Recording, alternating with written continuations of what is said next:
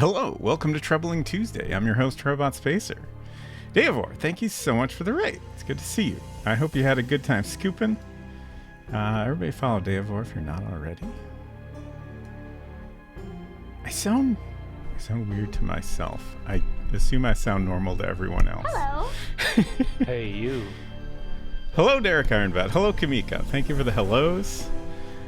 Let's see. Let me catch up here. Valis, good to see you. Oh boy, time to investigate more pockets. Indeed, indeed. Everybody should follow Val also. I'll give them a shout out in a moment. Let's see. Who'd I miss? Cryptid Baby, welcome. Thank you for that follow. Mizrai, great to see you. Sound fine? Okay, good. And Digger Mousy, thank you for the hello. And Mizrai, thank you for their hello as well. I hope y'all are doing good. Deivor says, we sure did. We're always doing so much learning. We keep finding new, unexpected places to investigate, which I still haven't gotten used to in an adventure game. It's interesting. We read an article in a magazine the other day. What magazine was that? Was it this one? Was it the one with RoboCop on the cover? I think it was before you came in the other day, and it mentioned how many different locations there are in the scoop. I don't know, maybe you don't necessarily want to know this information, but it is a large number. There's also a pretty sizable number of characters as well.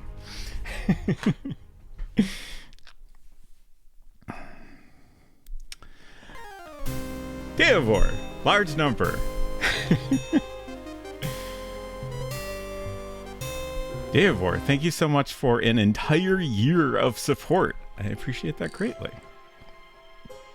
A number surely less than infinite. Yes, it is a finite number indeed. Oh, Unseeker Crush says, the scoop taught me the word bungalow, and that if you don't solve a murder fast enough, you might get murdered in one. I think that's correct. It's common knowledge, really, but we all have to learn it at some point. 12 is as large as numbers get. Probably, yeah. I don't think it gets much bigger than that.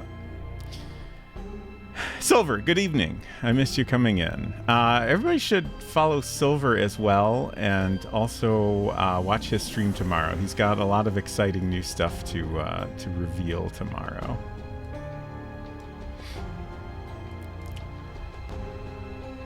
My brother lives in a bungalow. He is not dead. That's good. I don't think everyone in a bungalow is dead. It's just that it's a place you can die, like many other places, really. I'm actually not sure if the bungalow was in fact where I got murdered for not solving it fast enough, but I know I always ended every attempt at that game in being murdered. Got it. Interesting. I would have thought there were other ways to end the game, but maybe you just didn't find those ways. Like, I would think based on the premise, which is like you need to get the scoop to outscoop the rival newspaper. I would think that would be a common ending, is to fail to get the scoop, and then you're simply alive but not a good enough journalist. Silver says, I have a bunch of nonsense. Hang out if you want to see said nonsense. Yes, I'm always up for nonsense myself. Also, we're going to visit VR Chat Mist Island. Hell yes. And also the Relto from Uru. I don't know what that is. I guess I'll find out tomorrow. It's very exciting.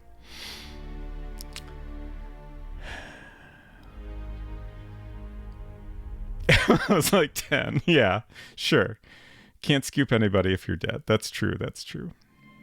I figured the scoop was about ice cream. Oh, that'd be good if it was. All right. What are we doing here? We're playing... The Case of the Golden Idol. That's the game we're playing. We're also shouting out Valis. Everyone follow Valis. So we left off in Chapter 3, Part 8. I still don't know what these sections are called. Parts. Let's take a quick look through what we've done so far. I guess I'll switch over here. So we started out with Chapter 1, Complications in the Family. This guy got pushed off a cliff and the idol was stolen from him. Then a guy bumped his head, and then we had his funeral, and another guy was unhappy he did not get the golden idol in the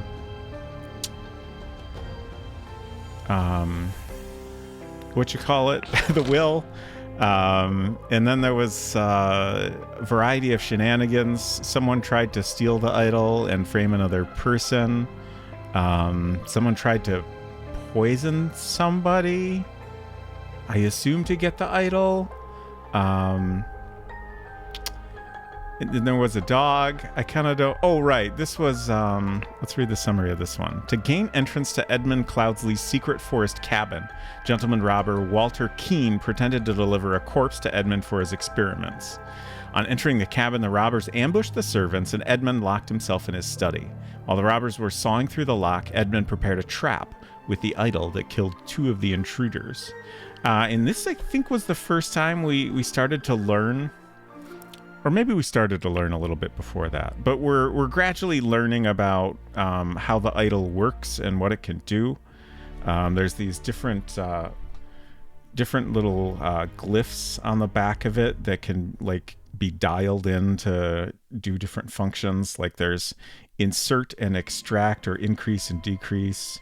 There's symbols that mean gold or air or matter or heat, I think is what that is. And then the next section, let's see, let's read the summary of this one as well.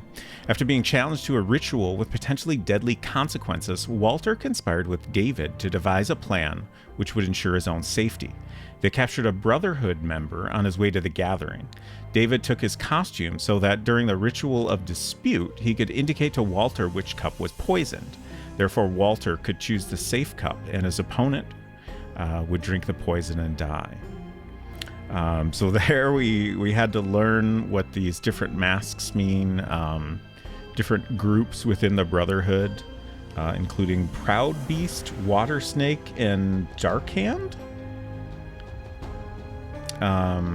We also had to learn what all their jackets mean, Steward, Initiate, and Master. And then we had this, we're currently here in this aftermath of attempt to perform a miracle. I think the miracle was successfully performed, but also someone has died, which was perhaps not desired. Certainly not by the person that died, I imagine. But we're midway through investigating this one, so that's where we'll be continuing today. Let me catch up on chat here.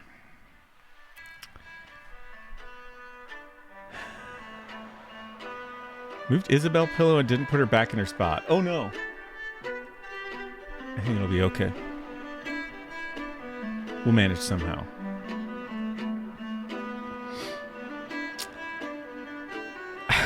Secret Crush says, rookie shit. Real pros poison both cups and develop a resistance to poison beforehand. Yeah, that's definitely the way to do it, I think.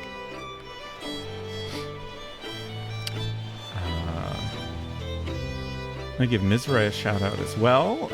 Recent Twitch affiliate. Congrats again on that accomplishment. One of the classic blunders. So true. So, where are we here? We've gathered all of the words, all 31 words.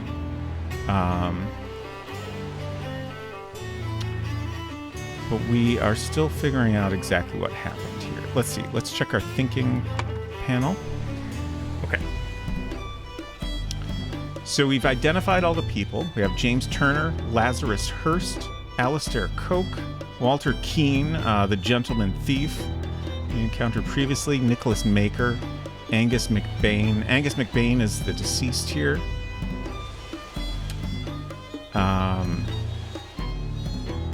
And then we have determined, so the idol is currently in this cane, basically, which was used to perform the miracle. Basically, the idol has been set up to increase air, I think. and it's been put inside this cane, which kind of funnels the air towards the ground and then pushes the person that's holding the cane up in the air. So first Lazarus Hurst had a hold of this cane, and then Angus McBain used it to, I think, attempt to perform a miracle. And I think currently Walter Keane is holding it. Yeah. Let's see. We're definitely need to review some notes here.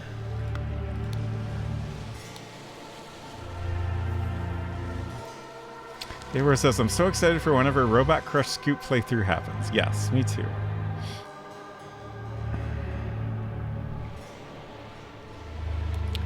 Okay, dear Master McBain, these threats to contact the Chief Inspector about my past offended me greatly. Being an honest soul, I have no choice but to comply with your base demands. I may have invited Lazarus into our brotherhood, but he has not shared all his secrets with me. Luckily, I had an opportunity to see him practicing this miracle. He has a magical artifact hidden in his cane. When performing the miracle, he input the following glyphs. And those glyphs mean increase air. Then he presses a smaller lever on the handle of the cane, and it grants him the powers to demonstrate the miracle. I have no doubt the staff will work just as well in your hands as his. Sincerely, Darkhand Steward. Let's see. So...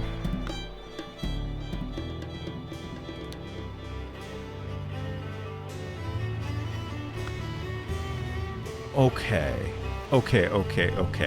So I think a thing that has happened here that I didn't quite catch. It seemed pretty clear that this note was it's addressed to McBain. But I did not catch that. I think what has happened is that Walter Keane went to collect the cane, but then at the same time took back this note that he had given to McBain. Because he didn't want anyone else to know that he was basically setting up McBain here. Like, I think the plan was to intentionally kill McBain.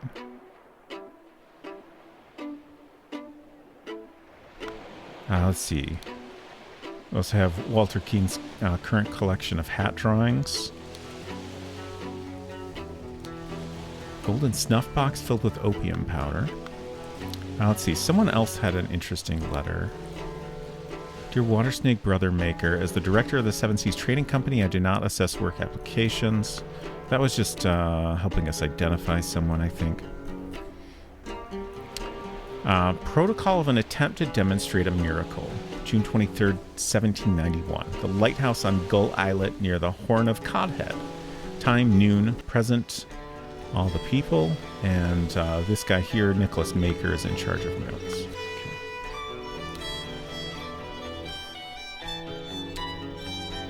Okay. And thus Griffin Reborn revealed himself to his brothers by demonstrating a true miracle. Go ahead and hide my notes here until we're using them. Kneel before Griffin Reborn and make ready. I will lead you, brothers, to great many changes. Oh, right. And Lazarus here has Edmund Cloudsley's notebook, which he has kind of updated. So, miracle preparation. After the decrease air input, aim at the sky. Press the lever to maximum position and hold for at least 10 seconds. At this point, the idol should be full enough to perform the miracle once. So basically, it's like it's extracting air from the sky, and then it's stored in the idol. And then when it's switched to the increase input, it can propel that air out. Miracle hypothesis. And here's a little like cutaway of the cane to show the idol inside. This is the idol's eye. So clearly that is where the extraction and expulsion is happening from. The water works better, but the effect is not as convincing. Therefore, increase air. Main challenge is ensuring my balance when holding onto the idol. Practice is paramount. So I assume Lazarus had more practice at balancing when performing this trick. Safety notice: upon pulling the trigger, if the glyph input is meaningful, the idol will perform the intended action on the target it can see. If its eye is red, it is ready for insert input, and it will turn blue afterwards. If the eye is blue, you can only perform extract input, and it will turn red afterwards. Okay. Interesting. So blue equals full.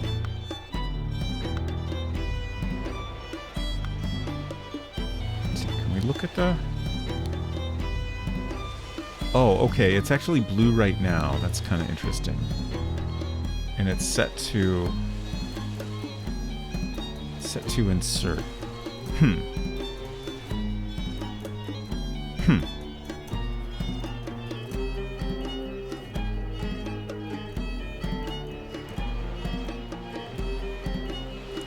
I would have thought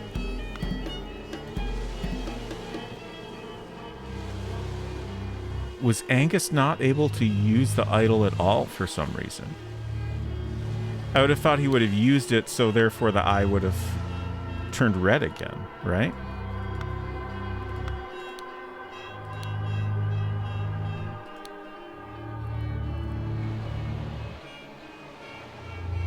Oh, wait. Do I have it backwards?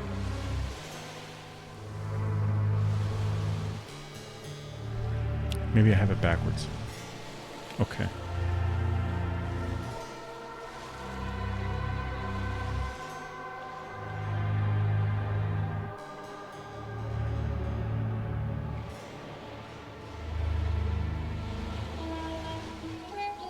I'm so confused. Let me look at this again. Okay, so when performing the miracle, it's increase. And it's currently set on increase. Okay.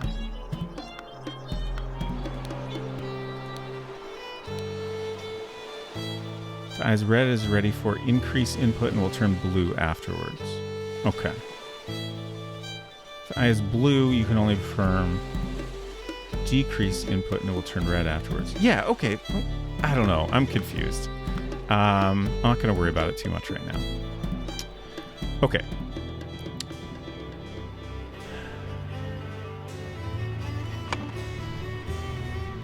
So I think we want to focus on filling out the rest of this section here. Blank blackmailed blank to find out how Angus McBain would perform the miracle of flying.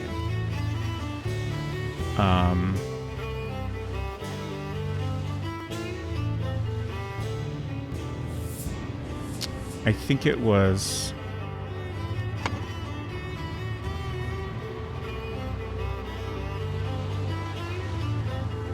Yeah, Walter Keane is a steward, so he's a Dark Hand steward.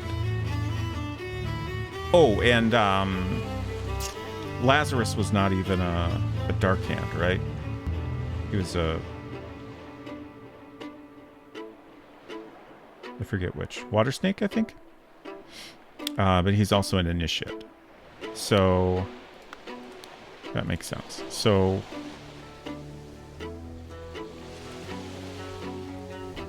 well, I guess... there's not really any blackmail happening here, right? Oh, being an honest soul, I have no choice but to comply with your base demands. Threats to contact the chief inspector about my past offend me greatly. Okay. Okay. So... McBain tried to blackmail Walter Keane then.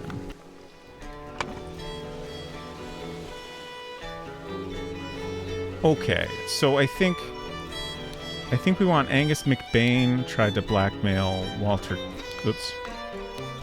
Keane to find out how Lazarus Hurst would perform the miracle of flying. Yeah. And then once he found that out, he wanted to do it himself. But then an interesting thing we have, I think it was in here. Here, this is the one I was thinking of. So, the one who claims to be Griffin Reborn must perform a miracle. If someone repeats the miracle, it is proven that it was not a miracle, but mere magic, and then the claimant is punished with death. If no one can repeat the miracle, the masks fall. Claimant is crowned as Griffin Reborn. So,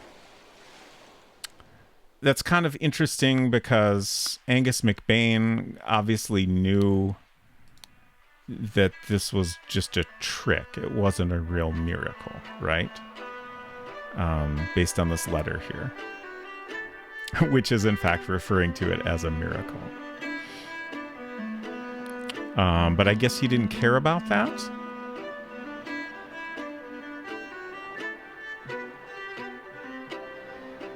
And I guess it seems like he probably would have...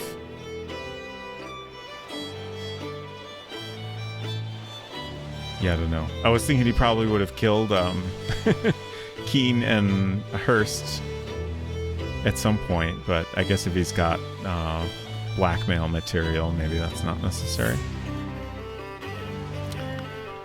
Anyway, so let's see if we can fill out any more of this. Blank, and then this is going to be a verb. Oh, interesting. We have from or with to go in this gray spot. Blank something with or from the blank, using the blank to demonstrate the miracle of flying and become blank. Griffin Reborn.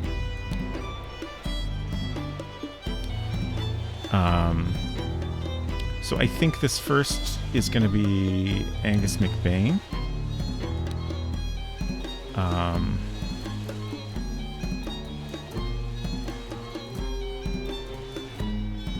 Jumped, hypnotized, cursed, pushed, attacked. Out of these, I think jumped makes the most sense. Jumped from the blank using the idol? Or Cain? We don't have Cain.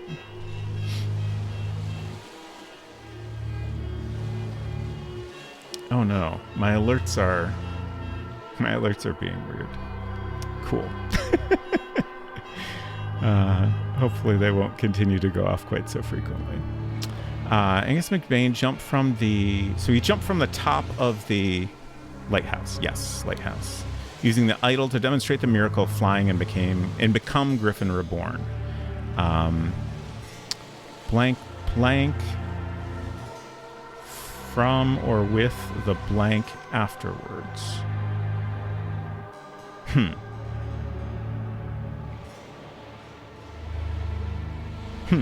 This resulted in Blank's death. That's going to be Angus McBain. He's clearly the dead one here.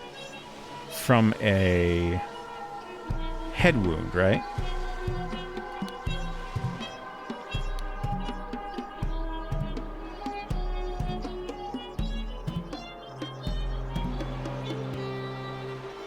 Afterwards.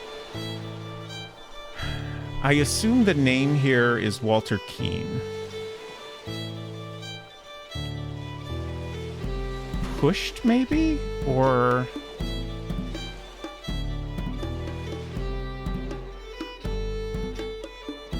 pushed with the blank.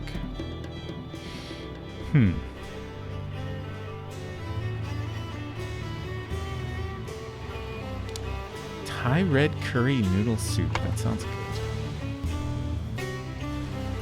Massive head wound Angus, indeed. Okay, let's look around a little bit more here.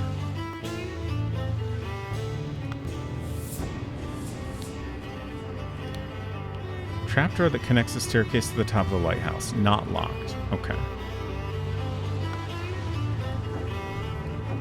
Oh, right. That was another thing. This door is locked from the inside.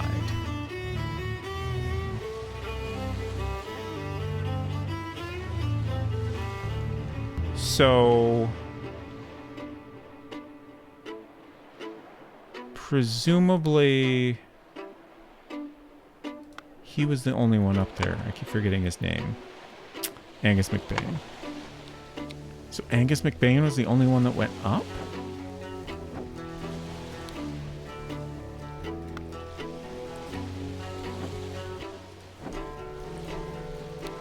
Oh, right. We had some footprints here that made it clear, I think, that, yeah, there's only one set of pointy footprints going this way and then also coming back. What are the roundy footprints coming from that direction? That's kind of interesting.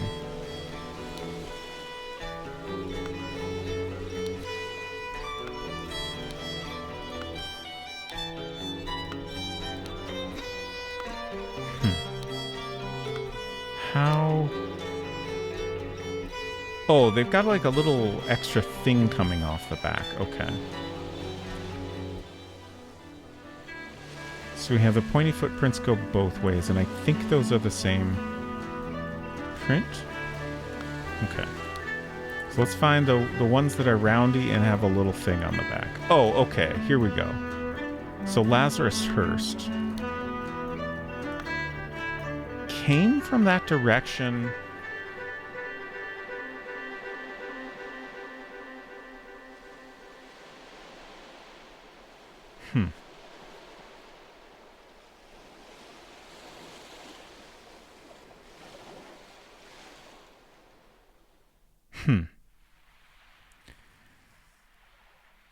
Does that mean...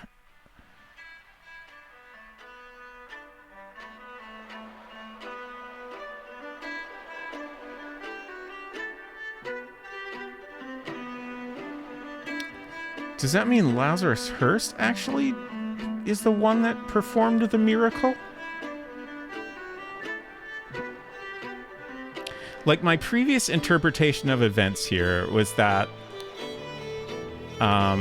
this guy whose name I can never remember, Angus McBain, was at the top of the lighthouse, tried to perform the miracle, and then either screwed up or got pushed or whatever, and then fell to the ground. And then Keen went over and grabbed the cane from him, which is now broken. And as I noticed today, he also took this letter off of him that he had previously given to him to get rid of that evidence, and then came back out here. And then what are these guys saying? And thus Griffin Reborn revealed himself to his brothers, demonstrating a true miracle. Here, I brought back your staff, O Griffin Reborn. Oh, okay. Oh, okay. I understand now. Lazarus successfully performed the miracle, and then McBain tried to recreate it to prove that it wasn't really a miracle. And he failed. And now he's dead. So now everyone is saying, Lazarus is in fact Griffin Reborn, because he clearly has performed a true miracle, since no one can duplicate it. Okay. I still don't quite...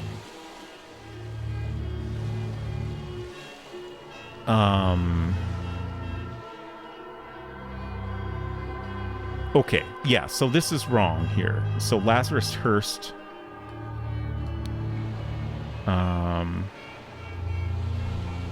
jumped from the lighthouse using the idol to demonstrate the miracle of flying and become Griffin Reborn. I think that's correct. Jumped is the only verb that makes sense to me here. So I assume the idea is that he was able to jump and use the air being pushed out of the cane to land safely. And then Angus McBain jumped from the lighthouse afterwards. Yeah, I think did the same thing. I don't think there was any like pushing or anything involved. He just wasn't practiced at it.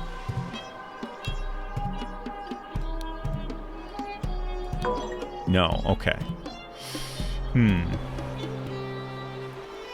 But we only have 2 or fewer incorrect, so 1 or 2. I accidentally put Lazarus. That'll be the problem. There we go. The scroll has been fulfilled. When Lazarus Hearst jumped from the lighthouse and survived using the hidden golden idol, Master Angus McBain thought he had enough information to repeat the miracle and prevent Lazarus from becoming Griffin Reborn. He seized the staff from Lazarus and locked the lighthouse door to prevent foul play. Okay. However, he did not know all the secrets of the idol. It did not work for him, and Angus jumped to his death. I love the little... we get to see exactly how the miracle was performed, which is adorable. Okay. The final part of Chapter 3. Oh no. What has happened to this poor fellow? Chapter 3, The Ascent. The interrupted weekend at the doctor's salon.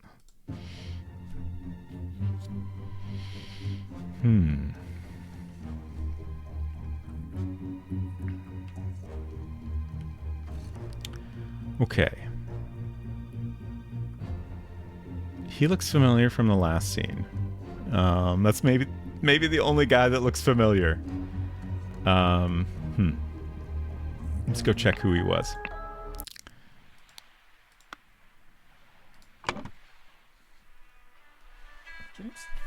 My mouse is being weird. Computers don't like me today. Alistair Cook. Okay.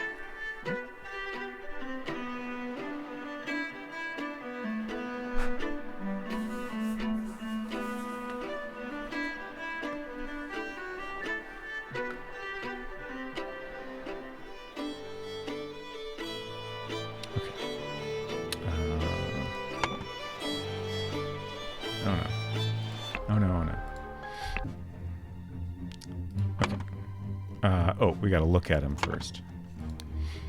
This is outrageous. I thought you were an honorable man, Leopold, not some antiquarian agent trying to sabotage our friendly relations with Lemuria and provoke a conflict.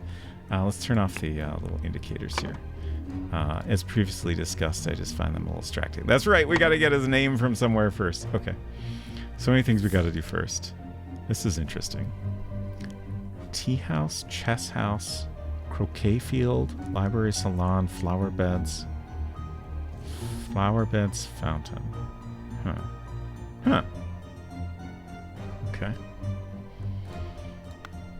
This little diagram on the wall is interesting also. Psychoactive plants, drugged symptoms, spotty onion, an illusion of unity with the universe, increased appetite, and also hiccups.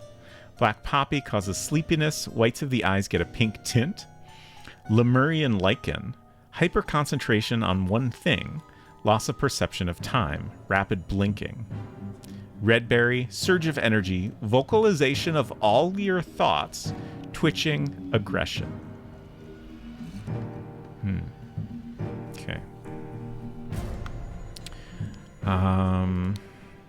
Ooh.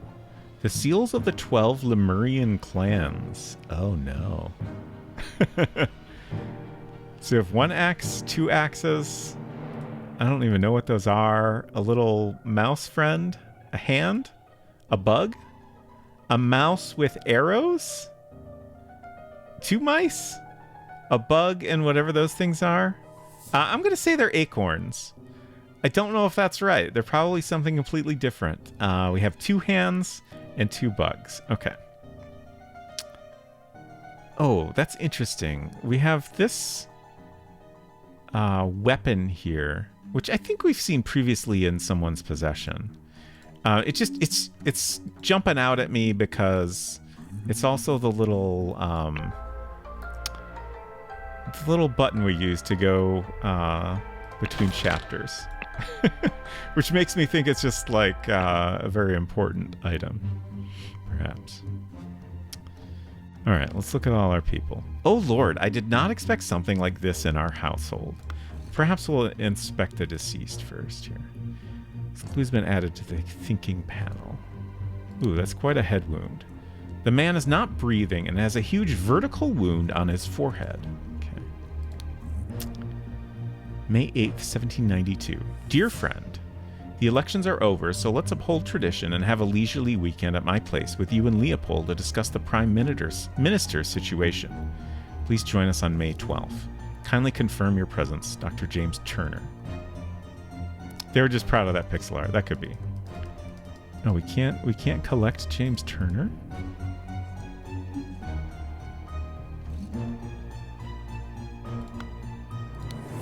Listen, apologies for the shouting match yesterday. Let's continue our discussion at noon. Leo. A clean small sword. Okay. What's this here? Oh, okay. That's a very bloody boomerang. Okay. So it seems like that was the what struck the killing blow. Oh God, believe me, my lord, I do not feel comfortable arresting a prime ministerial candidate, but I must ask you to follow me. Constable number 1, Arthur Faulkner. That's a name we can grab. Oh, he's got a lot of notes. Interesting.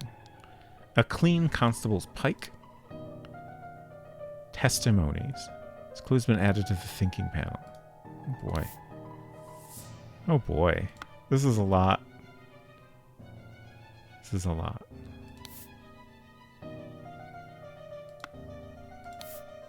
I'm going to collect these names, but then come back to all this text once we've kind of looked around the scene a bit more. Okay. I hope the host did not notice me when he was leaning over the sleeping eye patch gentleman. Okay. Hello, Dronon. Good to see you. I hope you're doing well. A brown stone slate seal. And this seems to be a combination of multiple symbols. Like it's a couple of hands and one axe. Huh. Interesting. Wait. Oh, okay, so... Oh, no, that doesn't... I guess they don't combine in obvious ways. Since we're being presented with a new symbol that doesn't match any of these, but seems to combine them, I thought, you know, maybe like square plus triangle equals, you know, mouse plus acorns.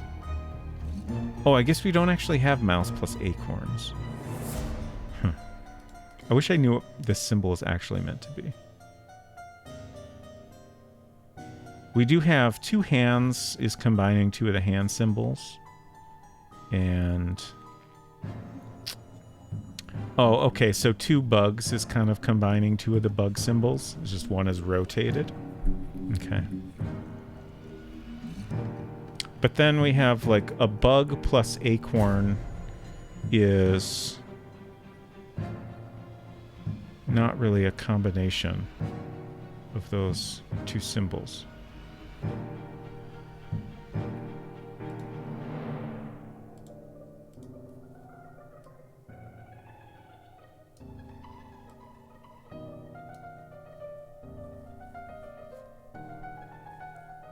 Apologies for my extra chatty bot.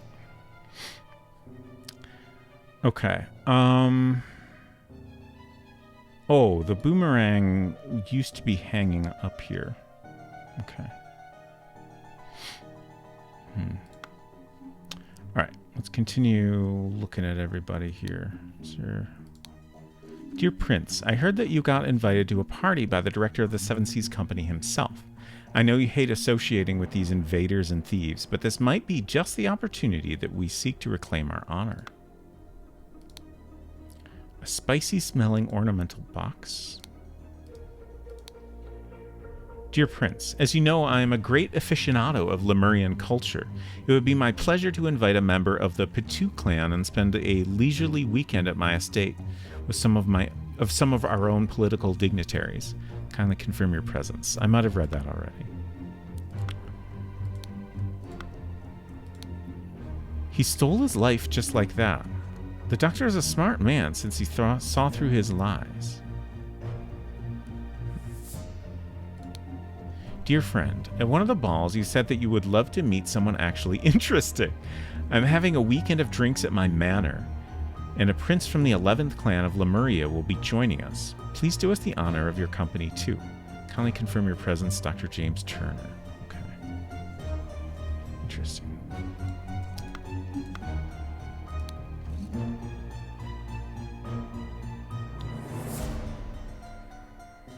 This is outrageous. I thought you were an honorable man, Leopold.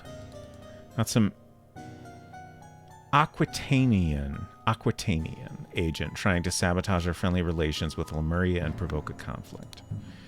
James, this is preposterous. You know damn well that he was killed by that Lemurian savage.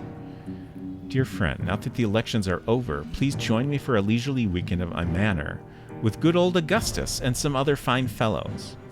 We will have some drinks and discuss what to do about the Prime Minister position. Kindly confirm your presence, Dr. James Turner. So clearly James Turner has invited everyone here. Oh, he's got the pink eye. That means he's been ingesting some black poppy, I think.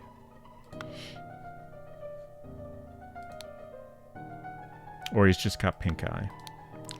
Ha, Leopold, your plan to frame Petu is sublime, but your missing button is more than enough proof that you did it. Constable, please escort this man out. This fellow is familiar also. Was he in the last chapter? No. Oh, yeah. That's him, right? So that is James Turner. Okay. So James Turner and Alistair Cook.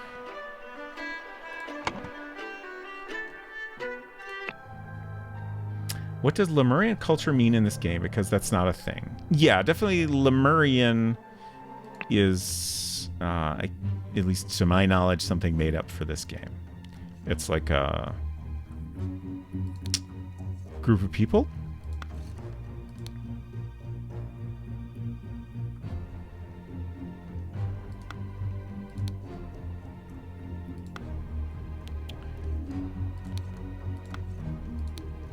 Who's the... Oh, it is James Turner. So, I'm confused. James Turner is present, but I can't collect his name from here. That seems odd. We have James, but we don't have Turner. This is such a mess. However, we will clean the blood out of the rug. He's also got some pink eye. Interesting. Oh lord, I did not expect something like this in our household. Slightly grassy garden shears. Let's see, he's got a ring with a ruby, a clean doctor's scalpel, a clean small sword. He has a clean small sword. Lots of people have clean small swords. A clean Lemurian war club. Okay.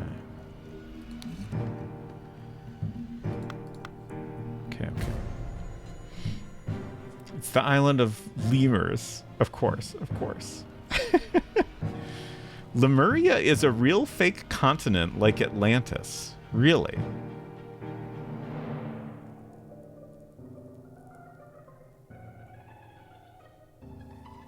Used to explain the commonality between certain African and Indian lemurs, if I recall correctly. Really? What? All right. Lemuria is also the name of an ancient mist city we visited in Golden Sun. Oh, okay. Interesting. That's fascinating. I'm surprised I've never heard of it. Okay, we have some drinks here. A full glass of sherry and an almost empty glass of sherry. So was this perhaps drugged? One of our psychoactive plants? Some black poppy, perhaps? Let's see, who's got pink eyes? This guy and this guy. What are all the other visible symptoms? Increased appetite, hiccups, whites of the eyes get a pink tint, loss of perception of time, rapid blinking, vocalization of all your thoughts, twitching, and aggression. Okay. Oh, he's blinking a lot. Serious blinking. Okay.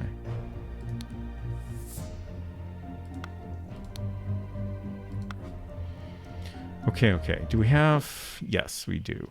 We have other scenes here. This is nice. This is so much more relaxing than what we generally get in this game. I'm just going to enjoy it for a moment and catch up on chat. The other big fake continent is Hyperborea, which is later where Conan the Barbarian is from in fiction. Huh.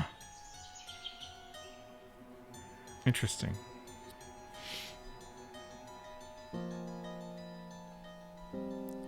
Like, that one sounds a little bit familiar, and like the more I think about it, I probably heard of Lemuria before. I just assumed it was made up for, you know, whatever thing I heard about it in each time I heard it. The myth of Lemuria was a pretty big thing on all sorts of occultism and esoteric religions. Interesting. Also, hello, Asakame. Welcome. All right. Let's check out this relaxing scene.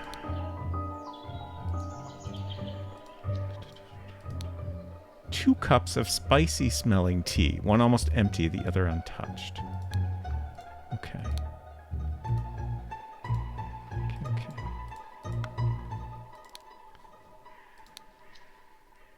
Some chess has been played.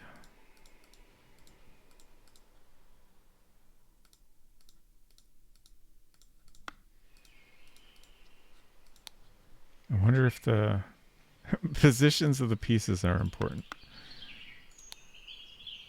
That's a great fountain. I love it. What's in the paper? London Gazetteer, May 11th, 1792. Who will be the new Prime Minister? Election results. It's a pretty even split. New Order Party, 36. Moderates, 32. Loyalists, 29. Okay, I guess the numbers... I feel like the numbers don't quite match the size of the sections. So clearly New Order Party is in the lead by a decent amount here. And then we have some very interesting illustrations of each party. We have New Order Party riding a bird that is just hatched out of an egg. Loyalists are riding a griffin. And moderates, as moderates like to do, are riding a Pegasus. And also... they're all chasing after a chair that's running away? I guess that's the Prime Minister's chair. The New Order Party have the most MPs, but it is clear the two old parties will form a coalition. Ooh. This means either Loyalist leader Blanchard or moderate leader Valentine will become the Prime Minister, leaving Lazarus Hearst and his party in the opposition. Ooh.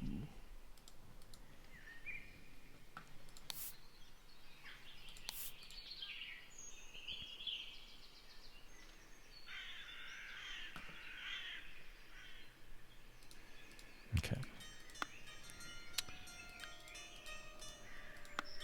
What else we got? Rose bushes? Other rose bushes. Chrysanthemum bushes. An unfinished croquet match on a grass field. It's interesting that I wish we could get a text description of what's going on here, but like the windows here are either boarded up or covered up. Like, it's hard to tell if this is meant to be boards or fabric. I guess since they're green, probably some sort of fabric is a more reasonable assumption.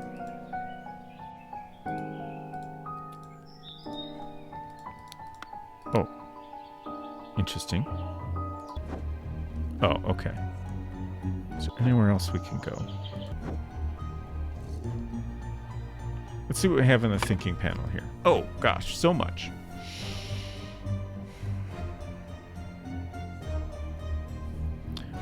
This guy was Alistair, right? And then our other familiar face was James. I think that's right. Location of each suspect when the body was found. Ooh. Gosh. Blank is the victim. The blank is the murder weapon. It seemed pretty clear it's the boomerang. The blank is where he was murdered. Body was found by blank. Okay.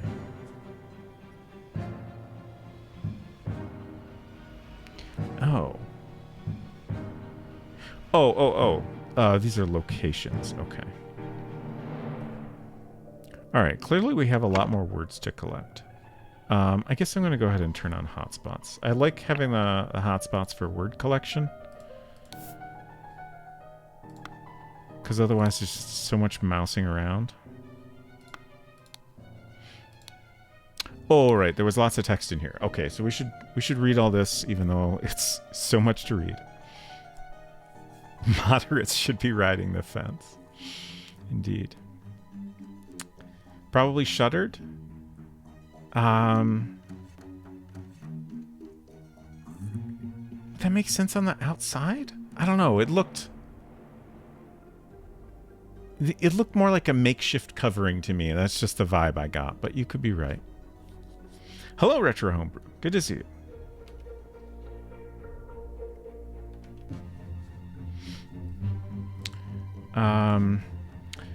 So, which person were we talking about here? Leopold claims that had a glass of sherry with James in the library and became drowsy. As he was falling asleep, saw the Lemurian observing him through the glass door. Woke up, found the butler on the floor asleep. Woke up the butler, entered the salon, and found the body. Upon inspecting the weapon, deduced that the Lemurian was the murderer and instruct the butler to raise the alarm. Okay. So it sounds like Leopold was the one that found the body. So he claims anyways. So we have a first name here.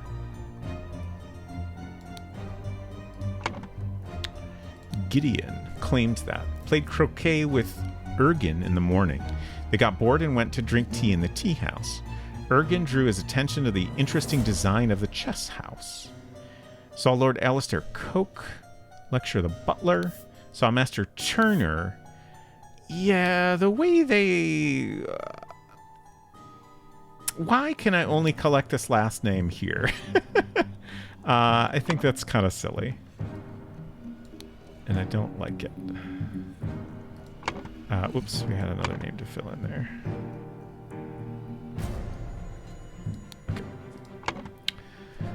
Saw Master Turner come to the chess house and send the butler away just as Ergin was remarking on the beauty of the chess house. Saw Lord Alistair leave the chess house and return shortly afterwards. Okay. Ergin. Slightly difficult to understand what he says, potentially because he has challenges with our language. Claims that everything young Master Bell says is absolutely correct. Okay. Who's Bell? What name is this? James. So this is James Turner. Claims that he drank a glass of sour sherry with Blanchard in the library in the morning. Then he went to the chess house where he found Lord Alistair and the butler. Ordered the butler to clean up the library and get rid of the bad sherry. Spent the rest of the time playing chess with Alistair until the alarm was raised. In B, as the master of the house, he led the interrogation of the suspects. Alistair claims that in the morning he practiced chess at the chess house and educated the butler on his lack of military training. Sometime in the afternoon, Dr. Turner arrived and sent the butler away. They played together and he was very close to winning when the alarm was raised. Okay. Claims that... I keep not reading the names. Billiam claims that he planted and pruned all morning by the chrysanthemum bush. Saw the young gentleman and the foreigner leave the croquet and go behind the manor. In the afternoon, moved to the rose bush. From there, he saw Lord Augustus leave the fountain at around noon. Continued his work on the roses until the alarm was raised by Mr. Hill. Okay. And Podrick claims that he served Lord Alistair in the chess house in the morning. His master arrived and instructed him to dispose of the spoilt sherry that he and Lord Leopold had drunk, and then go to assist Mr. Spade in the garden. On entering the library to take away the glasses, found Lord Leopold asleep, suddenly was overcome by dizziness and fainted due to his weak heart.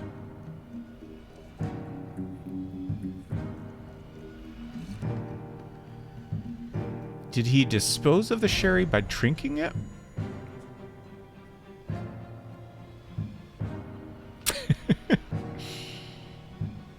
Or was it just like the fumes from it or something? Was woken by Lord Leopold and instructed to raise the alarm.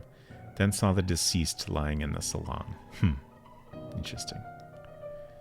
I suppose it could be he was drugged in some other way. I assume he was drugged and wasn't just a medical incident. The way this is written sounds very procedurally generated. I'm not saying it is, but the writing style feels very Dwarf Fortress. Interesting. I feel like it's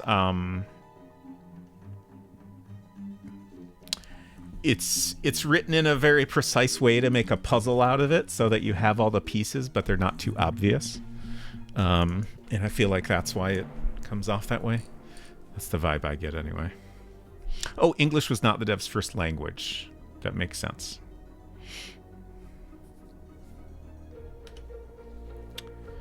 Okay.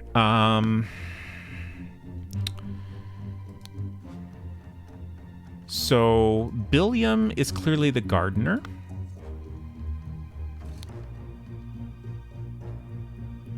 Spent most of the time working on the roses, and he was working on the roses until the alarm was raised by Mr. Hill. So who is our gardener here? This guy? Yeah, he's got garden shears. Okay. So here he is here. Billiam, and then I think we got his last name in one of the other... God, who had all the... Okay, here. Okay. Was it Podrick? Yeah. He was instructed to assist Mr. Spade in the garden. So, Billiam Spade. And then the gardener... Oh, we don't have all our locations yet. Let's try to grab those. How do we get those? I clicked on. We need to find the word garden. That's another thing I find a little odd is we sometimes get words by clicking on an object. But often we need to click on the word itself. I guess, like... Oh, he's missing a button. Okay, someone commented on that, I think. Like, if there's going to be an inconsistency like that, I would at least like to have some some clear rules about it. It just seems a little confusing. And yet another reason I do not hesitate to turn on the highlights to collect all the words. What am I missing here? Huh. It's yellow. Oh, no. Didn't miss a word there. Oh, stole. Okay. Yeah, and then sometimes it's in, like, what they're saying. I don't know. It's just, Oh. Some spilled sherry. Okay. Fallen bottle of sherry. Rip.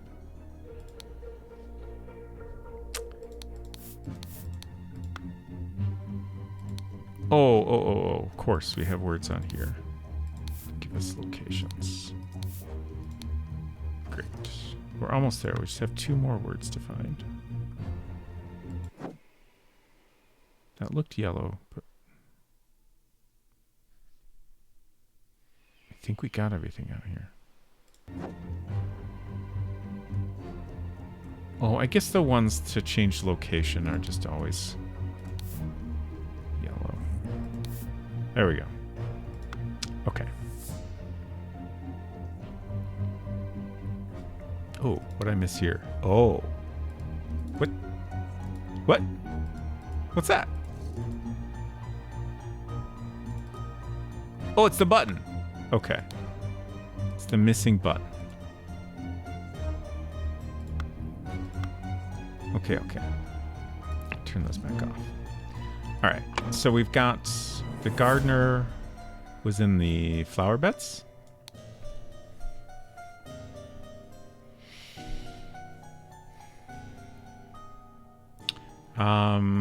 Is this the salon that we're in currently? Because I assume this is... Yeah. And then the library is back there. So I assume the salon is where he was murdered, but I suppose it's possible that he was killed somewhere else and then dragged into the salon. But the fact that we have a bloody weapon right next to him, like, seems like it probably happened right here. Okay, let's try to identify some more people.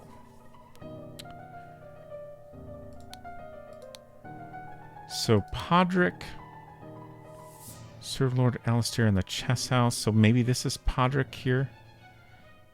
Oh right, yeah. He also became dizzy and fainted. So yeah, Black Poppy causes sleepiness, and he's got pink eyes.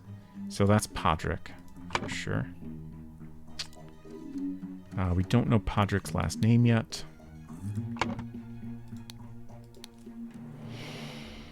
Ergen seems to be the Lemurian.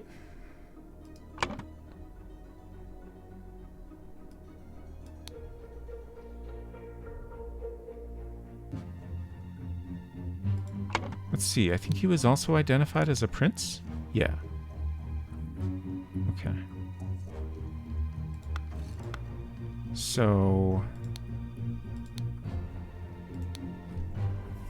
says everything young Master Bell says is absolutely correct.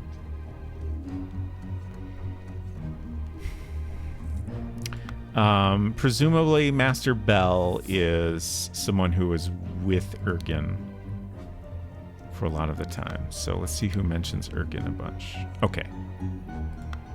Gideon Bell? Perhaps? Played croquet with Ergen in the morning. They got bored and went to drink tea in the tea house. Ergen drew his attention to the interesting design of the chess house. Saw Lord Alistair Coke lecture the butler. Saw Master Turner come into the chess house and send the butler away just as Ergen was remarking on the beauty of the chess house. Saw Lord Alistair leave the chess house and return shortly afterwards. Okay. So I feel comfortable saying that Gideon Bell is the full name. We don't know what face that goes with yet. But they were in the chess house.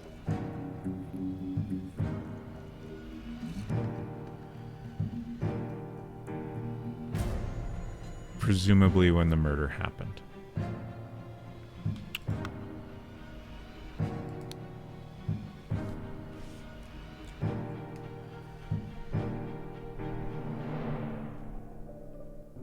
I'm just writing down Gideon Bell since we don't have a face to put it with yet.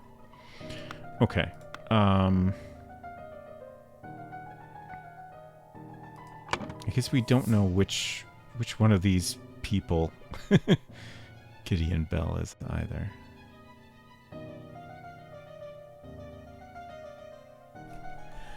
I suppose Gideon Bell has to be one of these two. So the eye patch or the blue hair. And then the prince we know was in the chess house.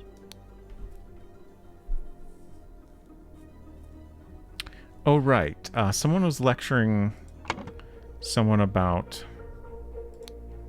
tactics. So that's probably the general. Alistair.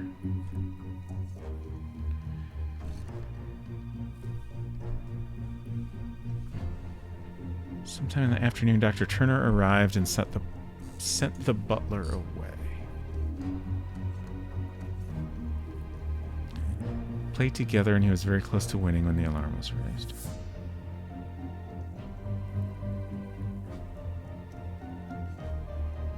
Okay, so he was... Oh, wait. Alistair was in the chess house.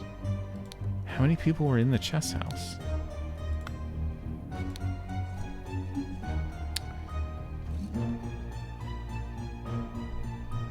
Okay, so they came over. Ergin and Bell came over, and Coke and the butler were there. And then Turner came over, sent the butler away. So then it was just the three of them. And then Alistair leaves and comes back. Okay. So I guess... The fact that Alistair left and came back around the time of the murder sounds a little suspicious. Very close to winning when the alarm was raised.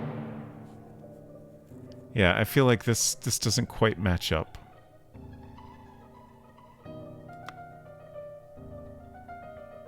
Okay, but we're going to say Alistair as the general. And we're going to tentatively say that he was in the chess house.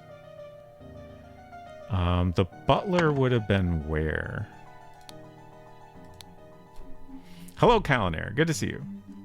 Happy Golden Idol DLC release date to those who celebrate. Yes! I should have mentioned that. The new game has some DLC that just came out today, which is very exciting.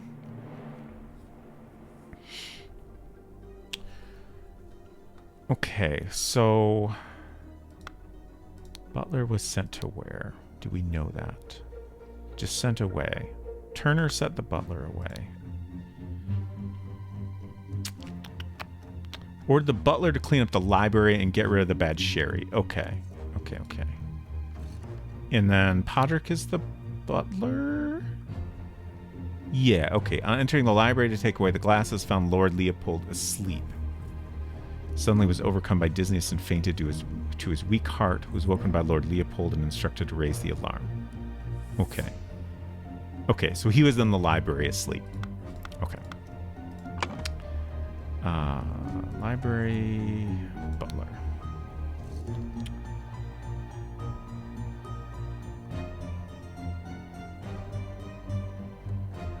We still haven't figured out Podrick's last name, huh?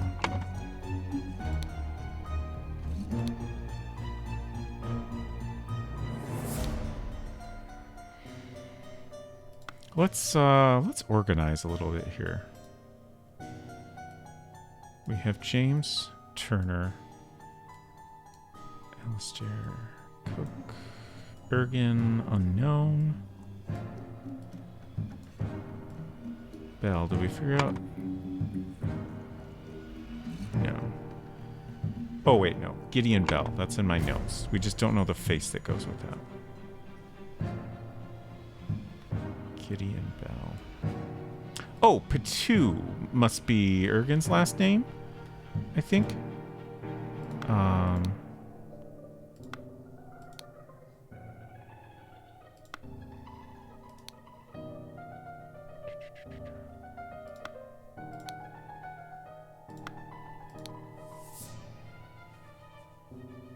Where? I swear this was mentioned multiple times in here, but I'm not seeing it. Oh, maybe it wasn't mentioned in here. It was mentioned in one of these letters.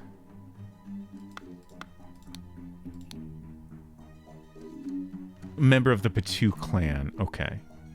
So would that also be his last name or no? I guess we'll assume that it is his last name, unless we find out otherwise. Okay, we have Billiam Spade. Podrick unknown. Let's move all our locations.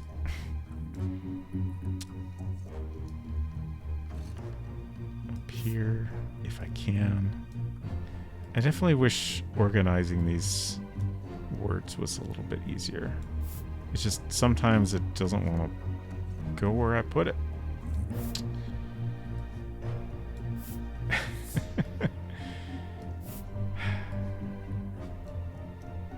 Okay. I think maybe the issue is that I need to make sure the mouse is over the right spot. Like there's a little highlight that suggests it's going to snap to a certain spot, but I need to make sure the mouse is actually over that highlight. Okay. Augustus. Arthur Faulkner.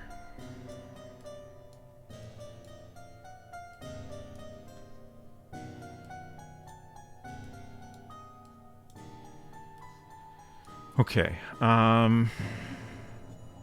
need to figure out who the rest of these people are. Oh, this guy we can identify.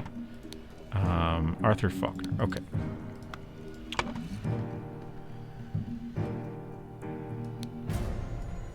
Oh. There we go. Okay. So now we just have 3 and a last name. He doesn't have anything on him.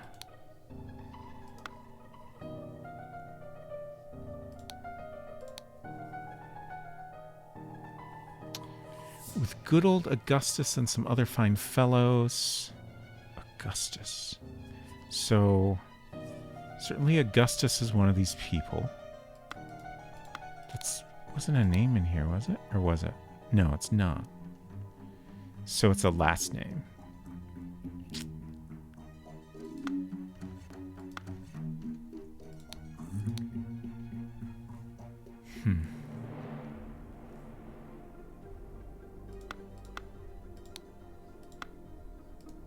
Should be looking at what they're saying also. Leopold. You haven't identified Leopold either, right?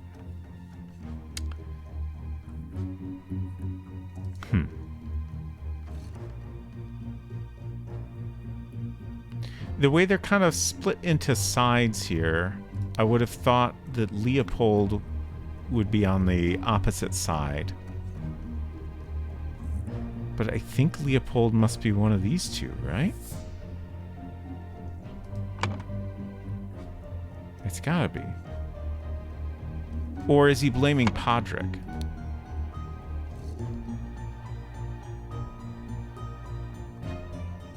Because Podrick would have been in here and passed out. No, but I think Leopold is who found Podrick passed out. Oh, Leopold is the one with the missing button, I think. Where was that mentioned? Ah. Your plan to frame Patu is sublime, but your missing button is more than enough proof that you did it. Constable, please escort this man out. Okay. Yeah, so this is Leopold.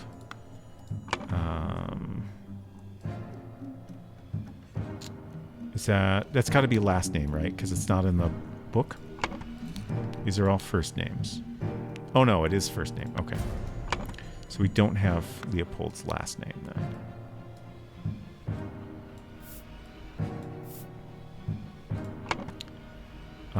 Let's look at Leopold's claims. Had a glass of sherry with James Turner in the library, became drowsy. When he was falling asleep, saw the Lemurian observing him through the glass door, woke up, found the butler on the floor asleep. Woke up with the butler, entered the salon, and found the body. On inspecting the weapon, deduced that the Lemurian was the murderer. Instructed the butler to raise the alarm. How do we figure out his last name?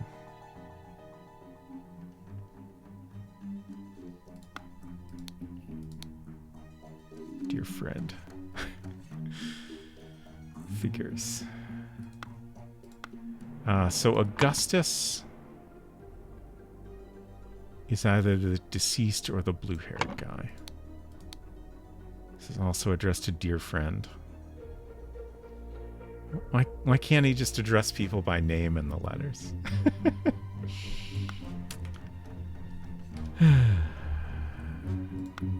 Okay.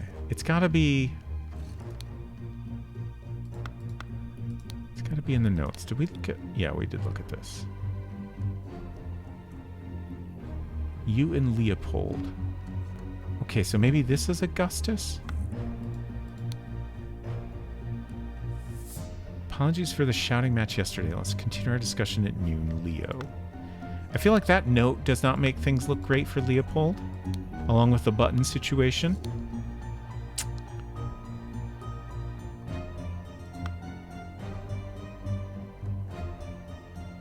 But also, he's been drugged, and that doesn't necessarily mean anything, but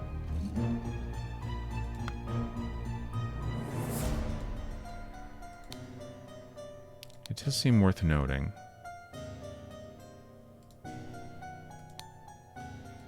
Also, how did the drugging happen? We have two people with pink eyes. So those two people had something with black poppy in it. We have one person who's blinking rapidly, who presumably had something with Lemurian lichen in it. Outside we have 2 cups of spicy smelling tea, one almost empty, the other untouched. I guess we were told that the butler was told to deal with the sherry.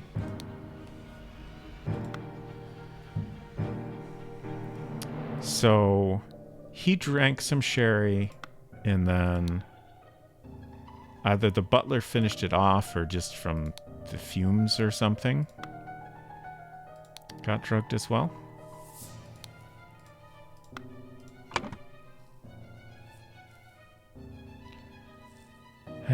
Found by Leopold. We still don't know Leopold's last name. Okay, so I feel like the rest of the names must be in here. So let's go over these again. Actually, I'm going to turn the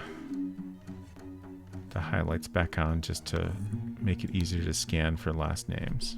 Okay.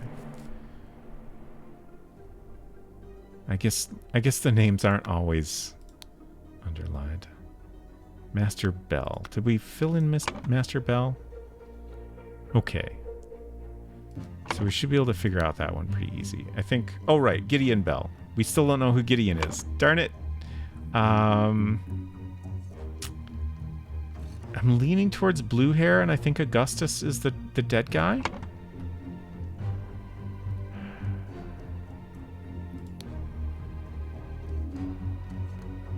How can we confirm that? Oh, yeah, we have no testimony from Augustus, so he's got to be the dead guy. That seems straightforward enough. Still don't know the last name, but...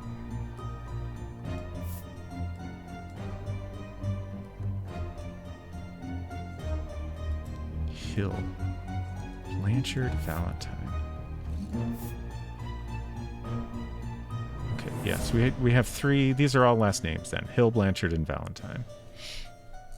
Hello, Pazzy. Good to see you. I have no context for anything, but I like the art and I love the overwhelming nature of the UI. Yeah, the UI is this whole screen. Also, apologies for covering part of this screen. There's no safe zone, but yeah, this gets pretty overwhelming. It starts out a lot simpler, but it's a lot to take in at this point in the game. But it's not bad. I feel like they gave us an opportunity to get used to it. And yeah, the art is really great. I have enjoyed the art and the music quite a bit.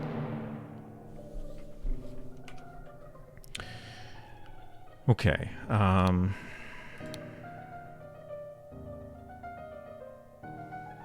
Gideon Bell. Oh, wait. So we have our Gideon Bell now, right? It's the only person left. We just have to figure out our 3 remaining last names.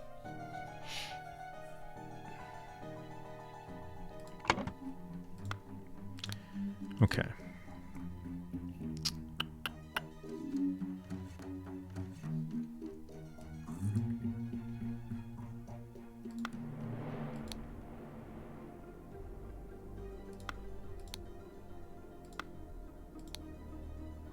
Blanchard. Drank a glass of sour sherry with Blanchard in the library in the morning.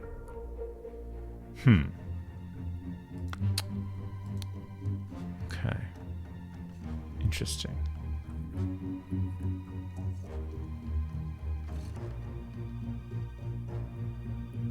So Blanchard is Leopold?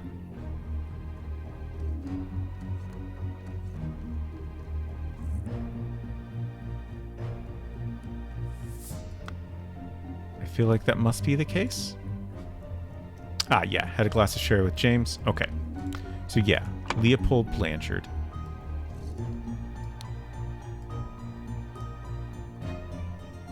And then we just have Hill and Valentine, Augustus and Podrick. Okay, so Podrick.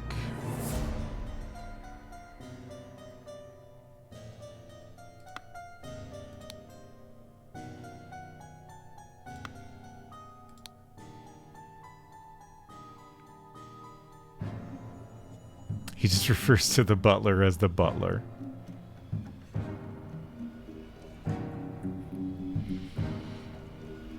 Someone has to refer to the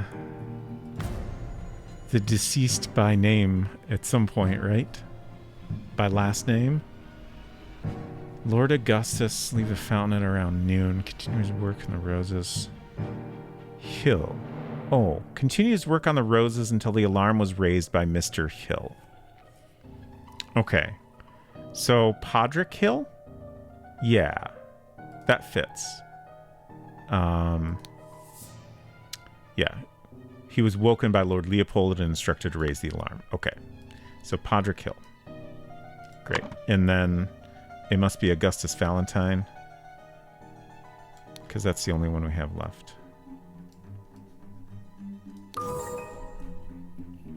Great. And now we have so much more space down here. All right. I'm going to stick all our items on the side here.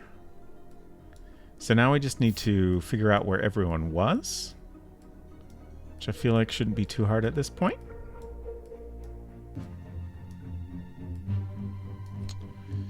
So, do we know who everyone is at this point? Maybe not. By the drawing of the young man, I'm assuming that's Gideon Bell, though, right? Also, he definitely looks the youngest. So, let's look at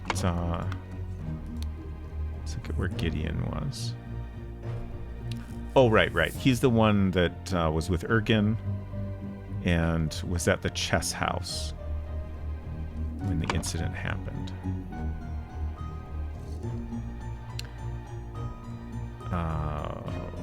Young man, chess house. Okay, who's the doctor?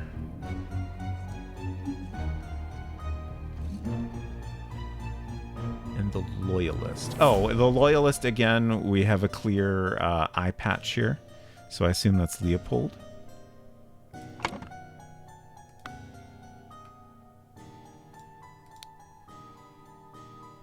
Right. So he's the one that came in and found the body. So he was in the salon.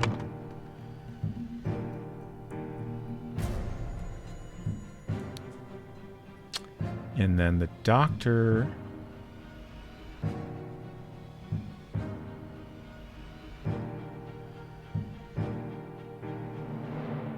The doctor is who?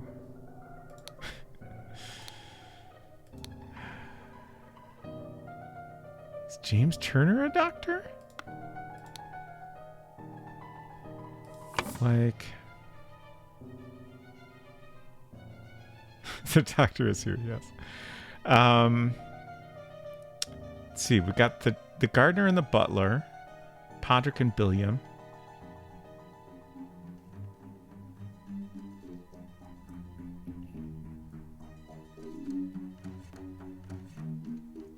Okay, so 1, 2, 3, 4, 5. Okay. Wait. 1, 2...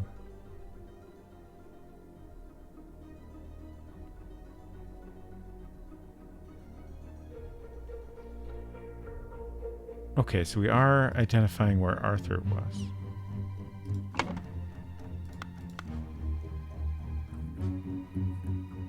But I would think... Wait, no. Why am I having trouble? We have 7 here, we have 9 here. So obviously the deceased... Oh, okay. I keep counting wrong. So we have 4 people that I'm trying to identify here. We haven't identified who he is. We've identified him as the loyalist. I think we decided he was the general, right, Alistair? He's the young man based on the hair. He is the prince. Him we're not worried about because he just came here after to investigate. Okay. So that just leaves James, right? So I think James must be the doctor. Just by process of elimination. Okay. And then he was... where? Oh, right. He was playing chess with Alistair. And then what did Bell say about Gideon Bell? Saw Lord Alistair leave the chess house and return shortly afterwards. Okay, so Turner was there the whole time. So Turner was at the chess house. Okay. Oh, God. Okay. What's wrong and why? Is it wrong because we have a person in the wrong spot?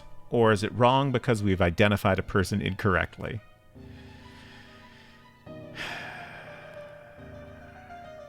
Oh, wait. We said the general was at the chess house. Wait. I'm confused about something. Gideon Bell. Okay, saw Lord Alistair leave the chess house and return shortly afterwards. So I think that's what we have wrong. Alistair was not at the chess house. But he's not the one that came in and found the body, right? That was... Leopold. Leopold Blanchard. Yeah. So where did Alistair go?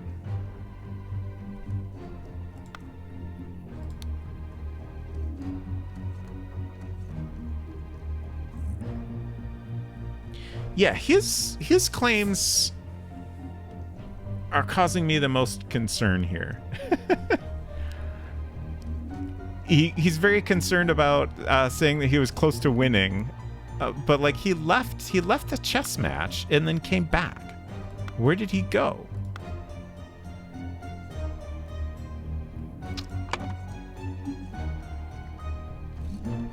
Like, should we just say he was in the salon? I feel like he probably was not in the salon when the body was found. Oh.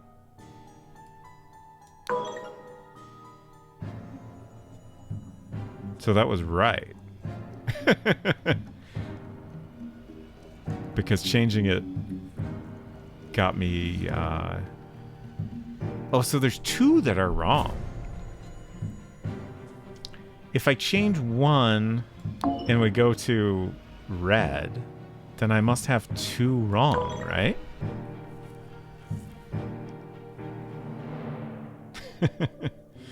Crap. Hello, Res Mason. Good to see you. I like Alistair. He's like a melting candle. James Turner looks like he had an anvil dropped on his head in a Bugs Bunny cartoon. Everyone here is real patient. Set up for a square go, but waiting for the detective who takes a works for every 2 hours every week. Got it. I mean, I think we're meant to understand that we're kind of looking at a moment frozen in time. So for all we know, the constable here is actually dealing with things very quickly. It is simply me, the third-party observer, that is taking forever. It's 5 a.m. I'm doing my best to make words be arranged good. Totally understand. I am also doing this to mixed success, so completely understand. Oh, we do know Augustus Valentine is the victim. At least I hope so. The boomerang is the murder weapon. Salon is where he was murdered. And then Leopold Blanchard found the body. Okay, good. I like seeing some green. Okay, let's maybe back up here. Let's remove everybody from the chess house. We're pretty sure the butler was in the library and the gardener was in the flower beds, right? At least I'm pretty sure of that. And then the loyalist was in the salon when the body was found.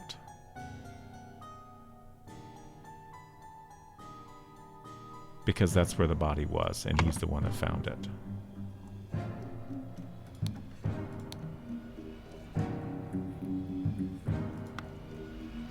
I'm just wondering if we have any other way to confirm that he's the loyalist, aside from just the eye patch matching.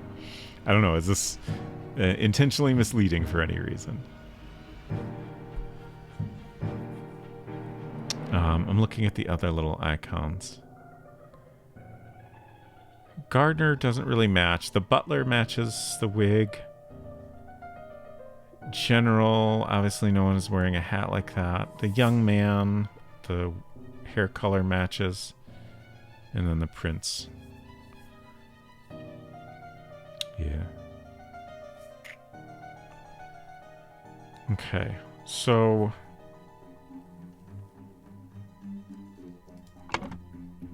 let's look at this again.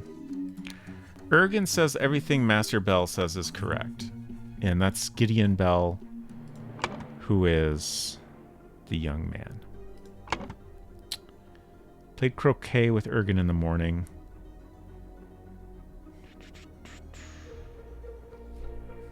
Got bored and went to drink tea in the tea house. Ergen drew his attention to the interesting design of the chess house. Oh. When I was reading this, I thought, oh, so they were talking about the chess house. They clearly went over to the chess house. But I think that was a incorrect assumption on my part. They're simply looking at it from the tea house. And it is absolutely visible from there. So you have the tea house here and the chess house here. And that also makes more sense. You know, if they're looking at it, they're not inside it. They're, you know, somewhere outside of it. Okay. So I think that's what I got wrong, is the location of those two. Let's finish looking at that, though. So they saw Alistair lecture the butler, saw Master Turner come to the chess house and send the butler away. Okay, yeah. So they're just describing things they saw from a distance. My mistake.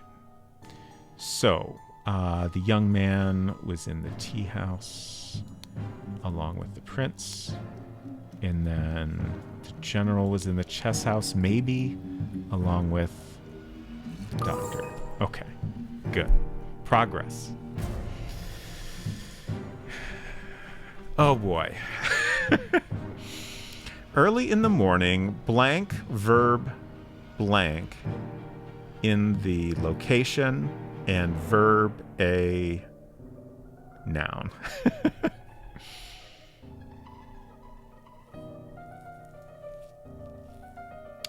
So I think drugged is the first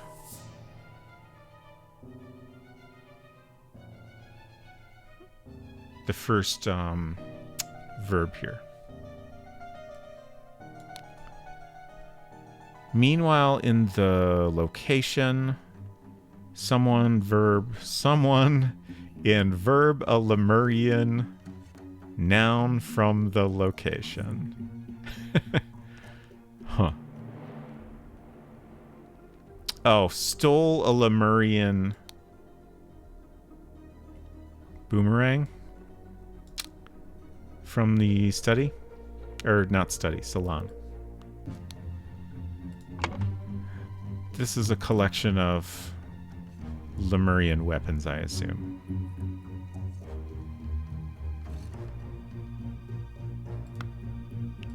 So yeah, I think that makes sense. In the blank at around noon, blank, verb blank, and verb, the noun on him to verb blank. Gosh. So much. Good night, Davor. Thanks for hanging out.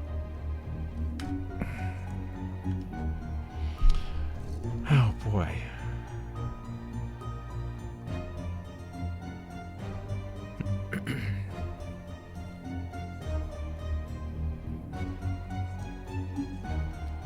I assume this last location is the salon. But let's see if we can figure that out. Greater certainty. Does anyone mention times here?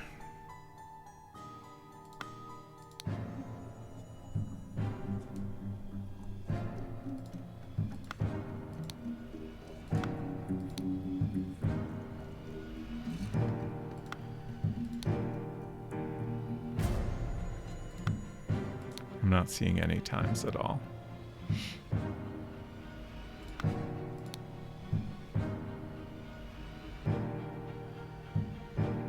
In the afternoon. Oh, okay. From there saw Lord Augustus leave the fountain at around noon. Lord Augustus.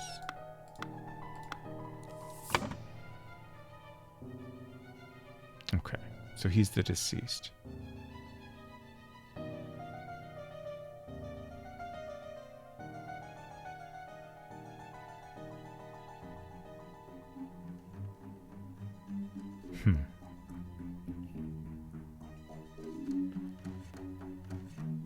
In the blanket around noon, someone killed Augustus Valentine and blank the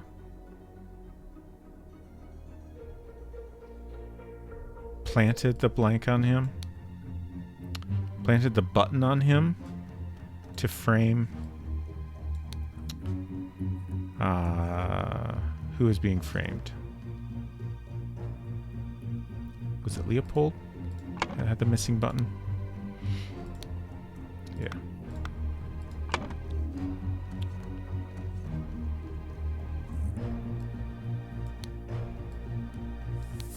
Okay.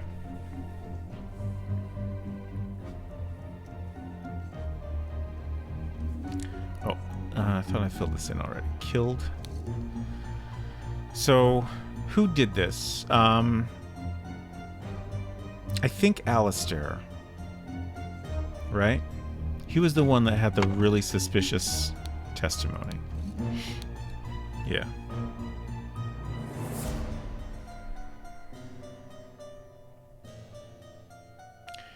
He was very close to winning when the alarm was raised, but he definitely left the chess match. Like, if he was very close to winning, why did he leave the chess match?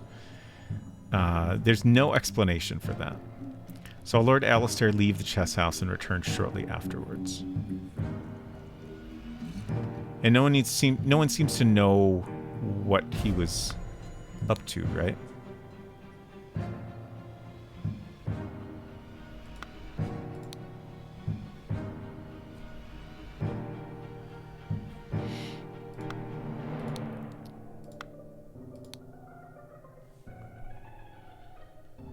Spent the rest of the time playing chess with Alistair until the alarm was raised. Are they in it together? Did they set this up? We do know that they're in the Brotherhood together, right? So I think that makes sense. Oh, maybe also James drugged this guy to help them get away with it. I think that makes a lot of sense. Because they were drinking together.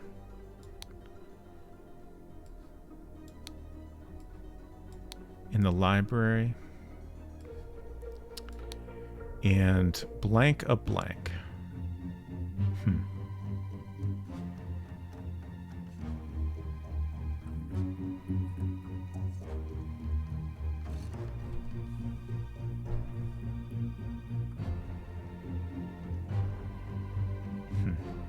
Meanwhile, in the blank, blank, blank, blank, and stole a Lemurian boomerang from the salon.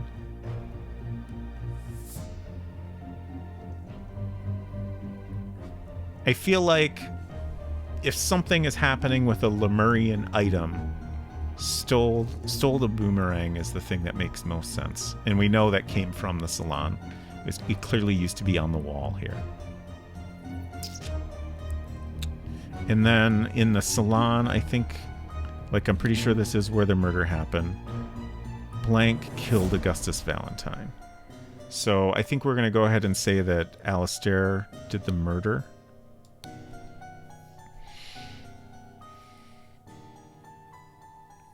Don't trust the guy with the giant scissors. He's too normal shaped.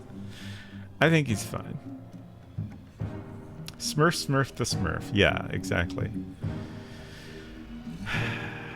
I can't figure out what... James Turner drugged Leopold Blanchard in the library and verbed of noun. Oh, he stole the button. That's when he stole the button. Okay. I was trying to figure out when that happened. But yeah, I think this makes sense. He drugged him specifically so he could steal the button.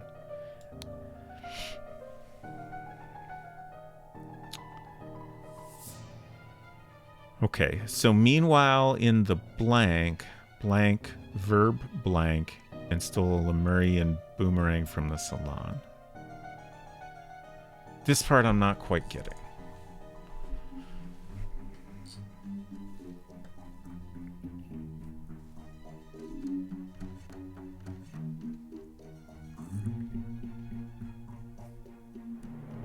Oh, someone else got drugged in the tea house, right? Oh, yeah, so... Wait, Gideon got drugged in the tea house.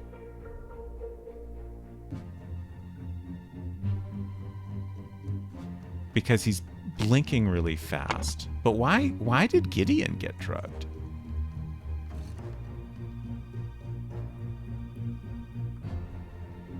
Maybe it was an attempt to drug the Lemurian guy, but he just didn't drink his tea.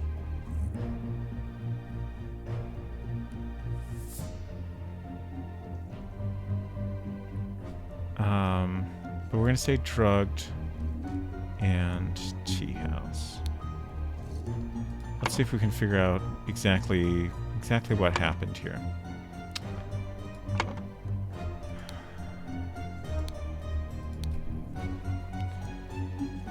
Had a glass of sherry with James in the library and became drowsy. This is Leopold's testimony. So he's the one that got framed, I believe.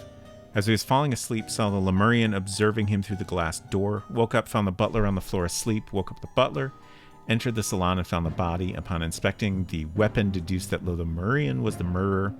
Instructed the butler to raise the alarm. And then Gideon played croquet with Ergen in the morning. They got bored and went to drink tea in the tea house. Ergen drew his attention to the interesting design of the chess house. Saw Lord Alistair Coke lecture the butler. Saw Master Turner come to the chess house and send the butler away, just as Ergen was remarking on the beauty of the chess house. Saw Lord Alistair leave the chess house and return shortly afterwards. I'm not getting who would have done the drugging in the tea house and why. Let's go look out there again. 2 cups of spicy smelling tea, one almost empty, the other untouched. Let's also look at the effects of that drug.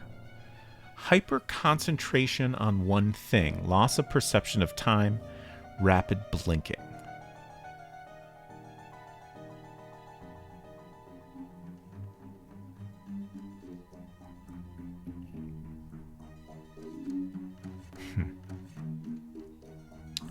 So this was an attempt to distract the person that was being drugged?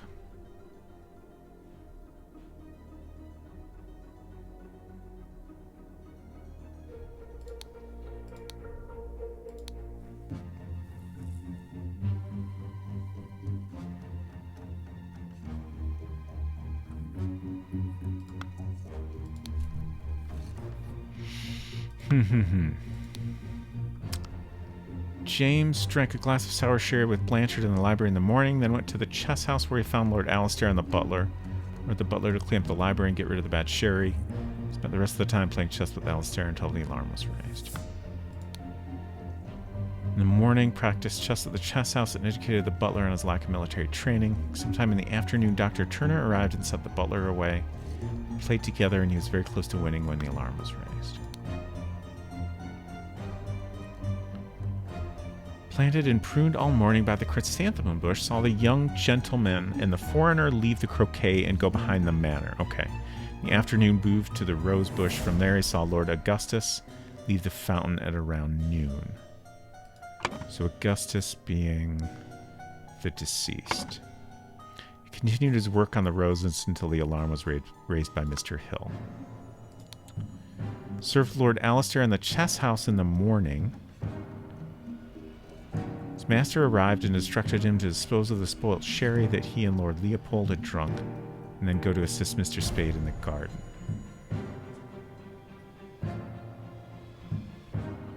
On entering the library to take away the glasses, found Lord Leopold asleep. Suddenly was overcome by dizziness and fainted due to his weak heart. He was woken by Lord Leopold and instructed to raise the alarm. Then saw the deceased lying in the salon. Yeah, I don't know. Like, I feel like it's not here. The information we need? Like, I feel like the best I can do is assume. And I think it makes the most sense that James Turner also spiked the tea. And Gideon Bell was the one that got drugged. No. I have more than 2 wrong. What am I missing? Early in the morning, James Turner drugged Leopold Blanchard in the library and stole a button.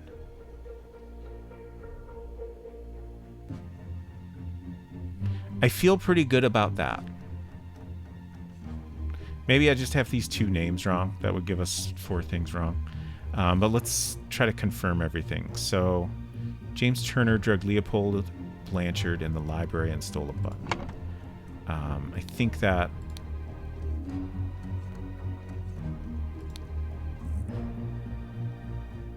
Drank a glass of sour sherry with Blanchard in the library in the morning. And we know that Blanchard has pink eyes.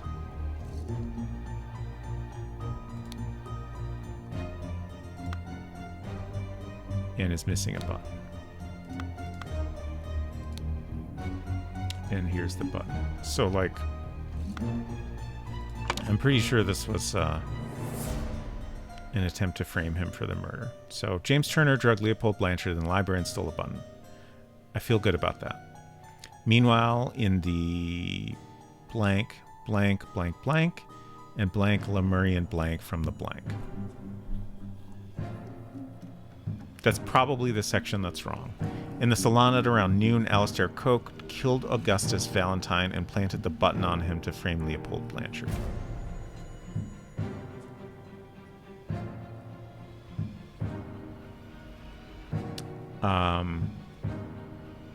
I feel good here about killed Augustus Valentine and planted the button on him to frame Leopold Blanchard.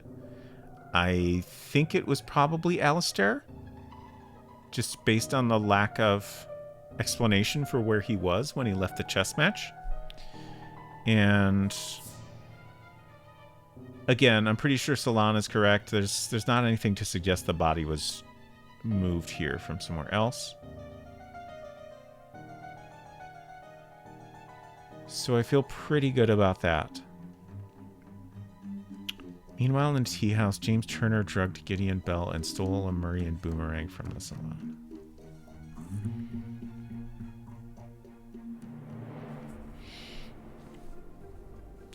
Sure, steal a button now. Next thing, you're stealing someone's comb and one of those little tomato plush things that people stick pins into.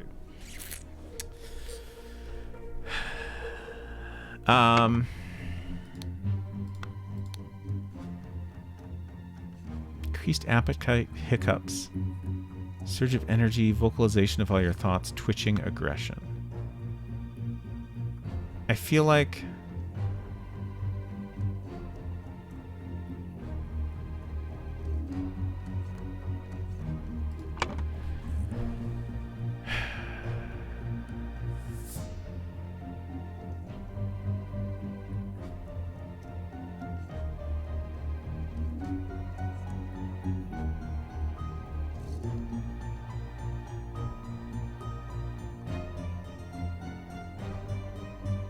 Maybe it was... Maybe it makes more sense that it was Alistair that stole the boomerang since he did the murder after all.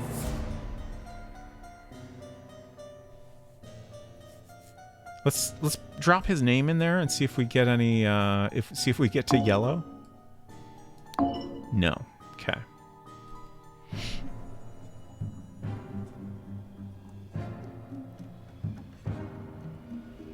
What am I missing here? Also, are these are these important? I kind of forgot completely about these. I assumed that based on their presence here, they would be important, but maybe it's in a different part where they will become relevant. All right, let's look over everything again, especially the dialogue and notes that everyone has. Ha, Leopold, your plan to frame Patou is sublime. But your missing button is more than enough proof that you did it. Constable, please escort this man out.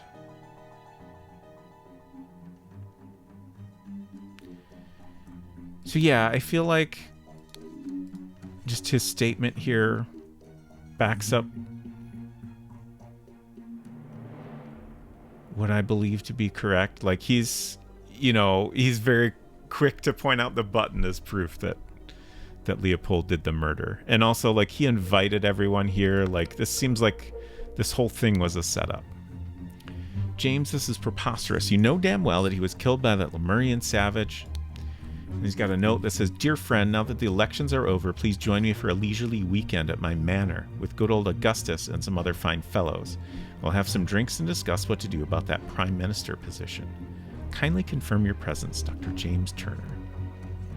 There are a lot of ruby rings in the game, it's true.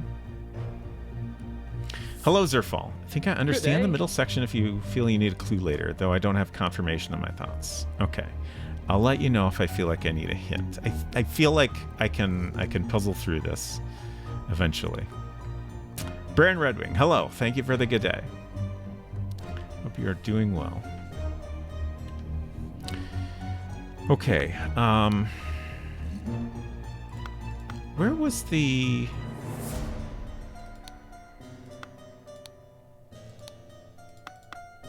Where was the election thing?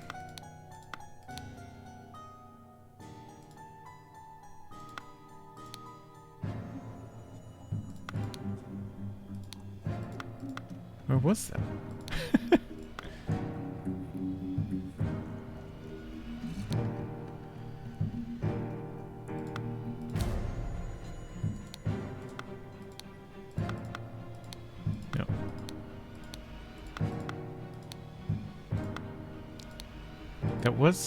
That was somewhere in this part, right? Not the previous part? Oh, I forgot about the bottle of sherry on the ground. I guess that probably got knocked over when the butler was trying to clean up. Feel like that makes sense.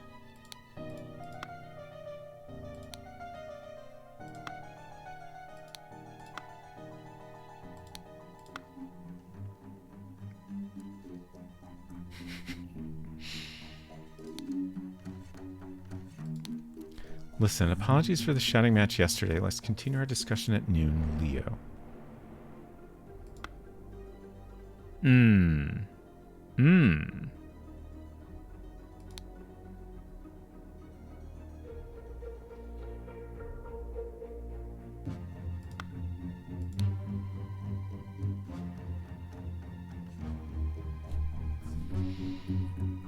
This note is actually suspicious. This makes Leo look more suspicious, but it could also be planted.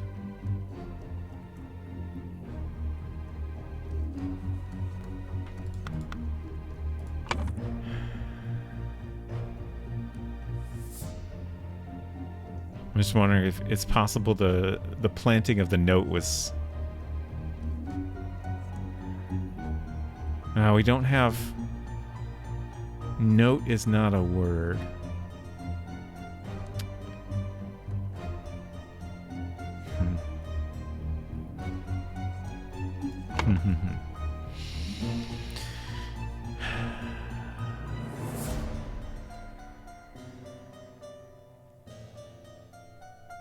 All right, let's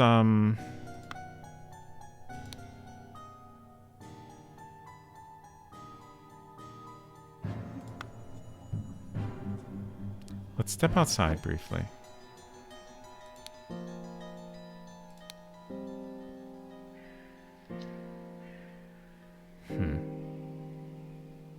I just remembered when I commented on whether or not this chessboard would be important. Is someone close to winning here?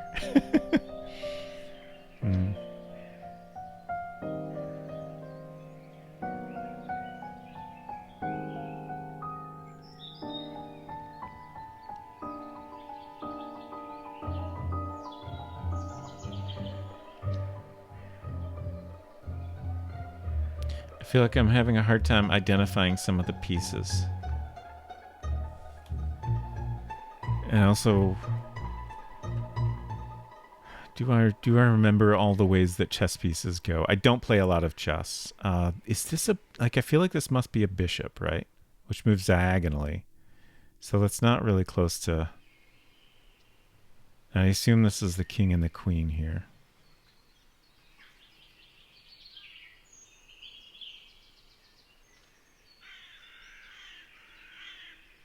Yeah, I don't know.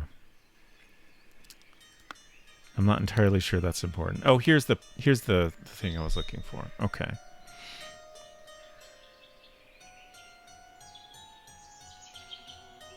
Okay. Yeah, this is what I was thinking, was that this would help us kind of understand motivations here. So here's Lazarus Hearst of the New Order Party on the bird that has just hatched. I think this is Augustus Blanchard, the moderate. And then Valentine is... Oh, wait, no. Augustus Valentine. Okay. Augustus Valentine is the moderate. And then Leopold Blanchard is the loyalist on the Griffin. Okay.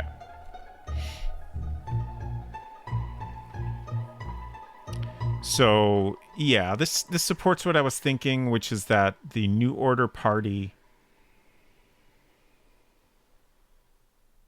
has set up this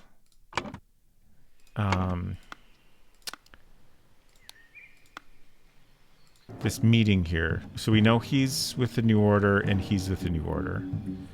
And he's the one that invited everyone here. And then he seems to have done the actual murder.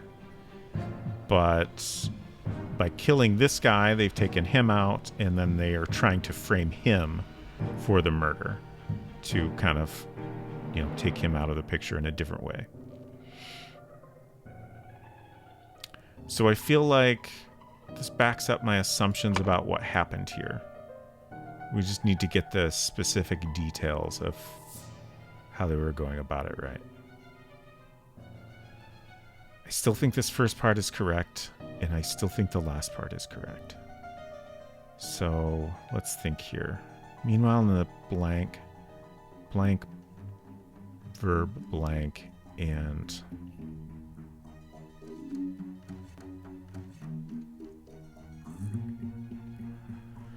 is it... Oh, I guess this last part doesn't actually ask us how the murder happened. So I was briefly going to wonder, maybe the boomerang was not actually used as the murder weapon. But since we don't have to fill in what the murder weapon was specifically, it's not really a question to worry about.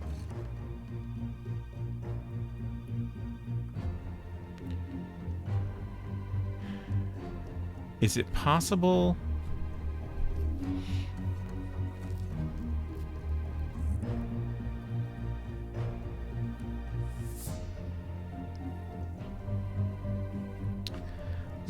I'm curious what happens if we put Ergen in here. Okay.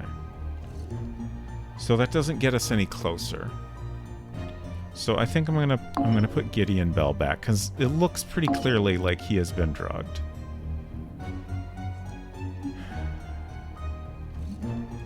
but who did it? Small man in the middle looks like they're wearing a gray muscle suit.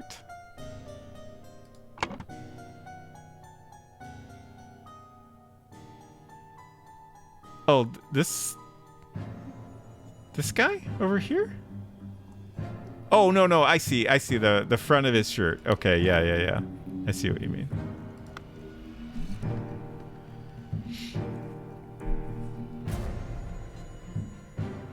Hope the boomerang was a murder weapon. That would be an incredible piece of skill. Yeah, that was one thing I was kind of hesitating about, but like for all we know, he was just like hit on the head with it. It wasn't necessarily thrown.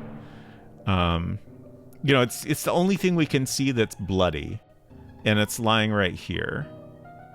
And I think it was intentionally used to make it look like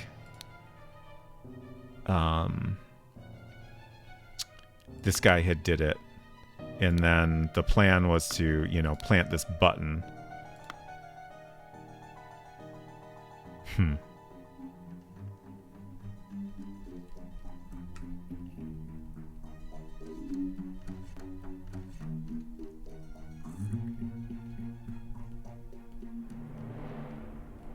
How?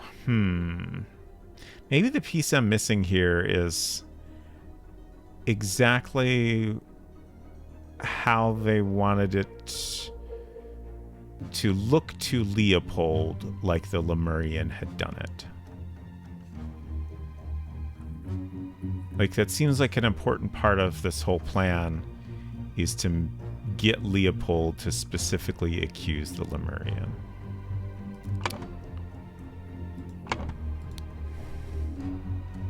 Hello, Jattlers. Good to see you. Maybe the murder threw the boomerang like hours before and then just bided their time waiting for it to come back and eventually hit the victim. Perhaps.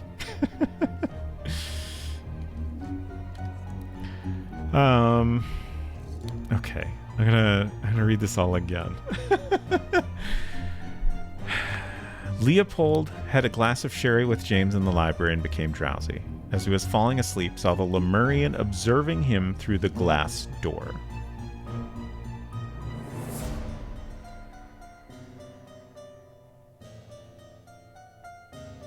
Woke up, found the butler on the floor asleep. Woke up the butler, entered the salon and found the body. Upon inspecting the weapon, deduced that the Lemurian was the murderer. Instructed the butler to raise the alarm. I suppose, like, maybe it was just luck for the plan that he happened to see the Lemurian through the door.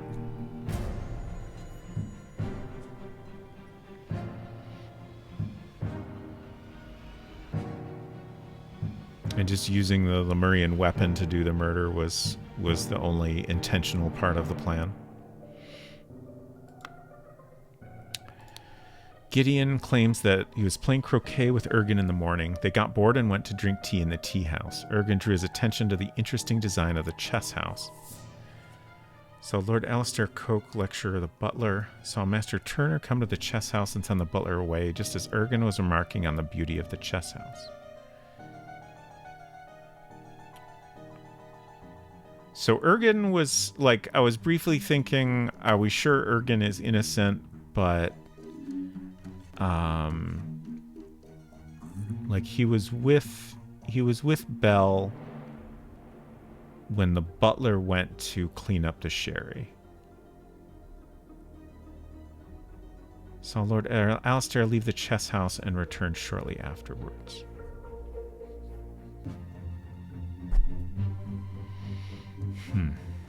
It does seem like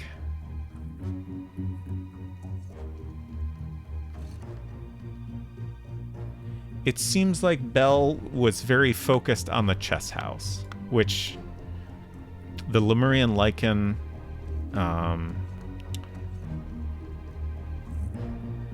makes someone hyper concentrate on one thing, loses perception of time.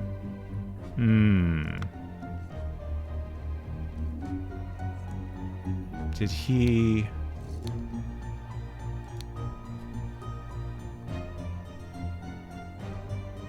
So maybe shortly afterwards is incorrect.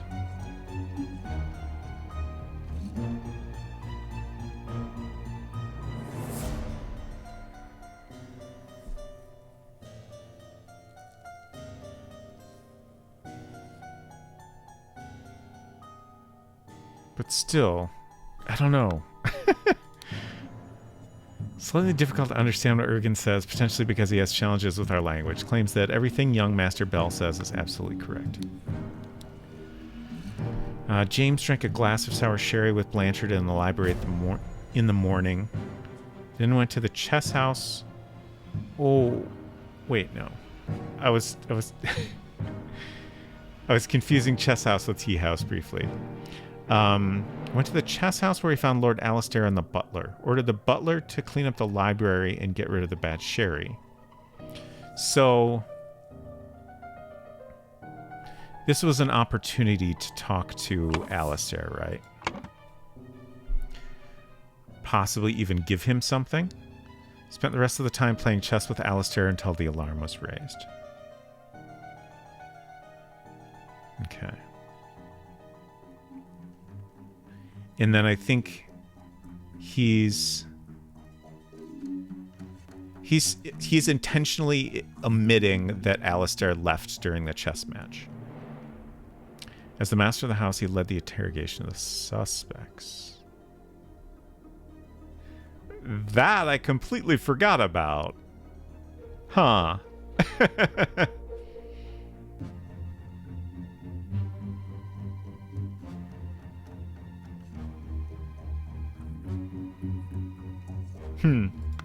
Okay. Alistair claims that in the morning he practiced chess at the chess house and educated the butler on his lack of military training. Sometime in the afternoon, Dr. Turner arrived and sent the butler away. They played together and he was very close to winning when the alarm was raised.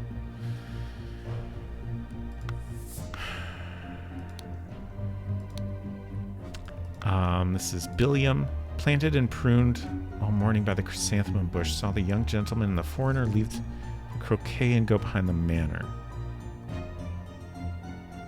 So that fits with the other testimony we have. In the afternoon, moved to the rose bush. From there, saw Lord Augustus leave the fountain. Oh, right. He's the dead guy. What was he doing at the fountain? That's not what I want. I wanted the map. Where's the fountain? Okay. So he was just over here possibly reading the paper? By himself?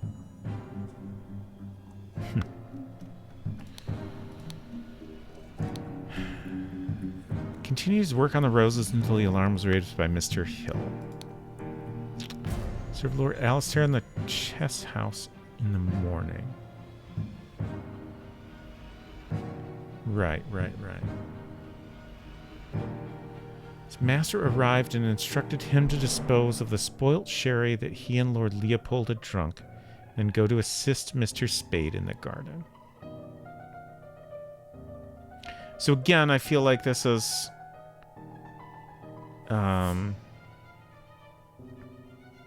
intentionally getting the butler out of the way. On entering the library to take away the glasses, found Lord Leopold asleep.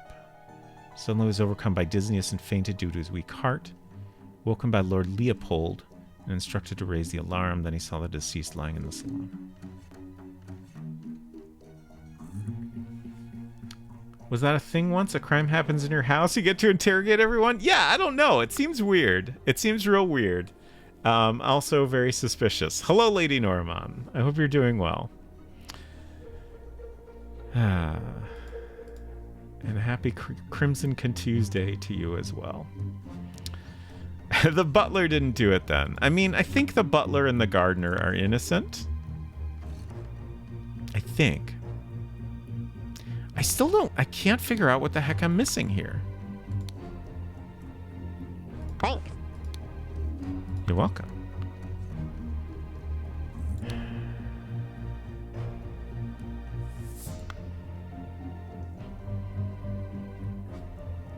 I'm just looking at everybody. Just looking at everybody. Let's remove all this.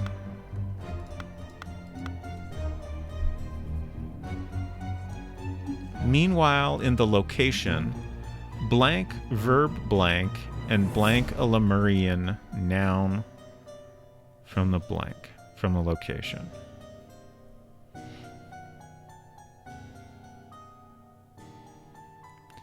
And it could be Lemurian Sherry, Seal, Button, Club, or Boomerang. We've already confirmed here that the Boomerang is the murder weapon. So, like, I feel like that has to be it. Also, bless you, Unsecret Crush. And we know the Boomerang came from the salon.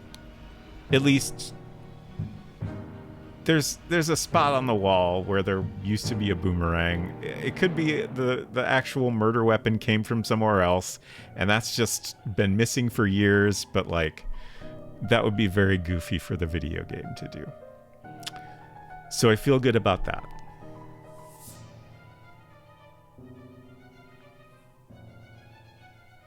Meanwhile, in the blank, person, verb, person, and drugged, provoke, killed, frame, stole, planted.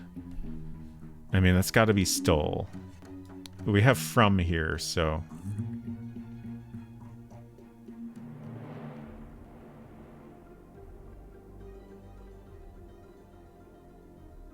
Yeah, it's got to be stole a Lemurian boomerang from the salon. I feel good about that. So this is the only part I am not sure about. So meanwhile, in the field, fountain, flower beds, library, chess house, salon, chess house, again, tea house, blank, verb, blank, drugged, provoked, killed, frame, stole. It's definitely not killed. It's a person, so planted doesn't make sense. Stole doesn't make sense. Frame doesn't make sense in this sentence structure. So I think it's got to be drugged.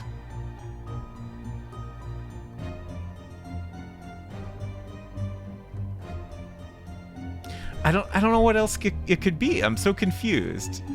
Gideon Bell has been drugged, right?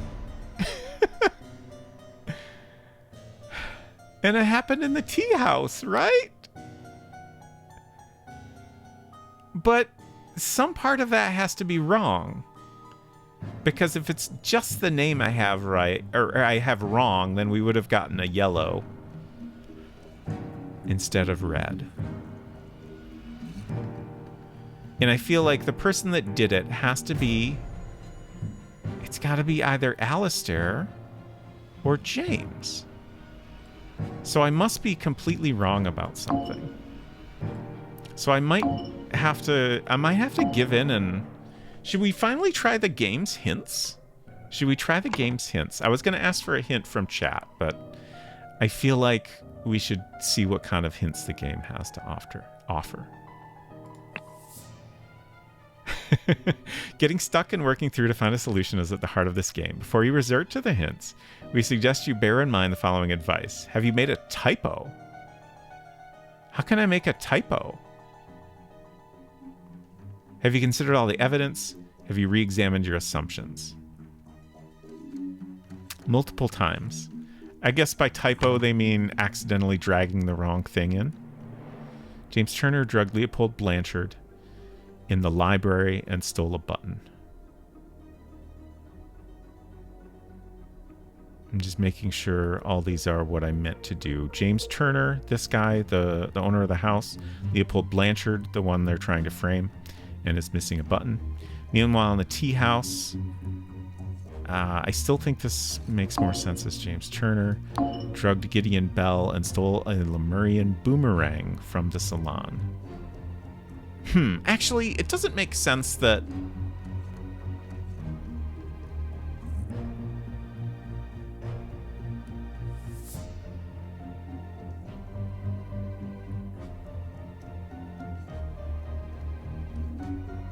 It doesn't make sense that James Turner would have stolen a boomerang at that particular time, right?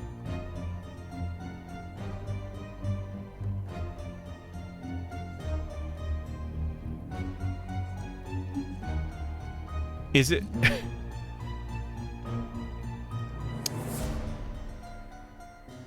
Is it possible Ergen drugged... Oh, it's Lemurian Lycan. Did Ergen drug Gideon Bell because he wanted the boomerang? What? Okay, we're getting closer. Huh.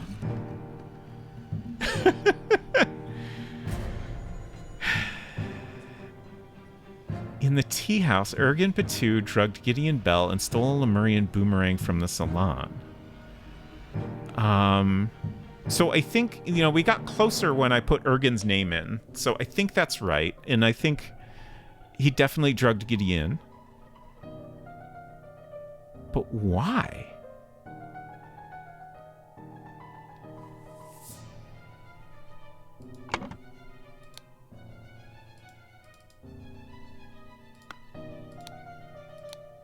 A clean Lemurian war club. Did he steal the war club? Like, that's not what's missing, though, right? Was there another war club here? It just didn't... Huh. Like, I feel like that's the only thing that makes sense. Even though there's not a lot of evidence for it. Like, I just assume this was his, right? But if we know he drugged somebody... And that also makes sense that the reason that Leopold saw him. So we're going to say club. But something's still wrong.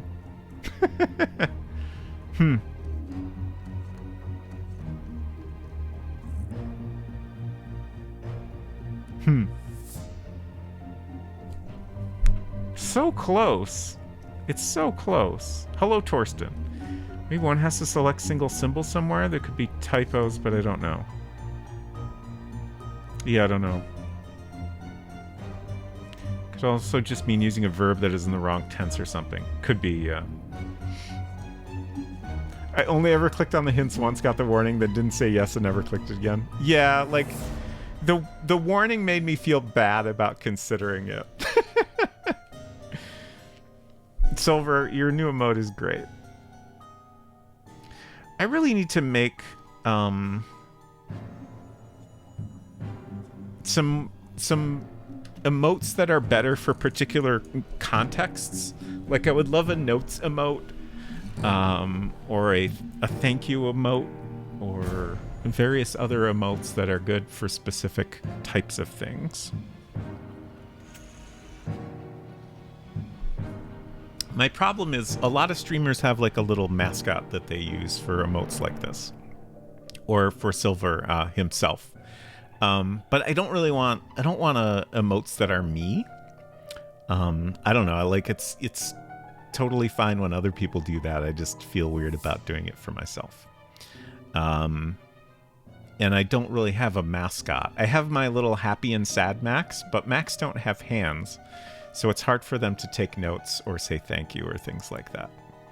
So it's a very complicated situation. What happens with hints in a confirmation box? Oh, we just get a big, enormous warning telling us to reconsider various things. It's strongly encouraging you to not take a hint.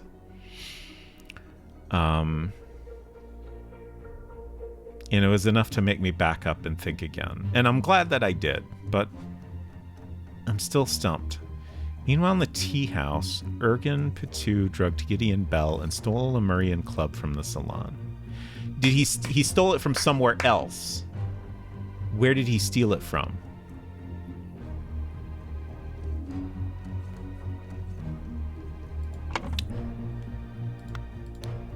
Were they using Lemurian clubs to play croquet?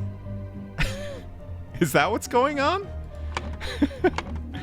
How do I get outside?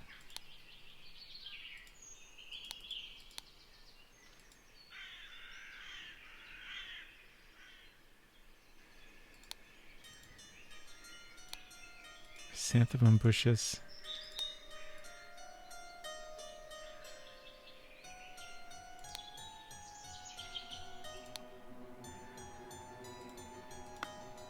I'm so close.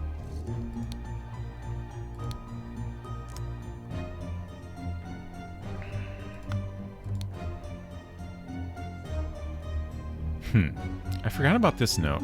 Dear Prince, I heard that you got invited to a party by the director of Seven Seas Company himself. I know you hate associating with these invaders and thieves, but this might be just the opportunity that we seek to reclaim our honor. This is important. Shit. Oh, and this is where the drugs were hidden. Spicy smelling ornamental box. Oh, did he steal this? Shit. Oh. There's one missing. All I had to do was count them. He stole the seal, not the club. And then he spaced them out real nice to make it look like nothing was missing. How did I not see that?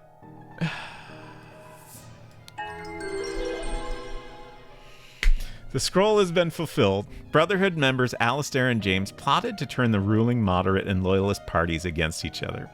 Over the course of a weekend at James's manor, Alistair murdered the moderate leader and James framed the loyalist leader. And also the prince stole a seal. Well, sounds like it probably belonged to him in the first place. So, took back. All right, we finally got there.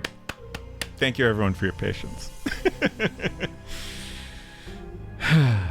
Yeah, we did get there without using hints, so clearly I should never consider hints again.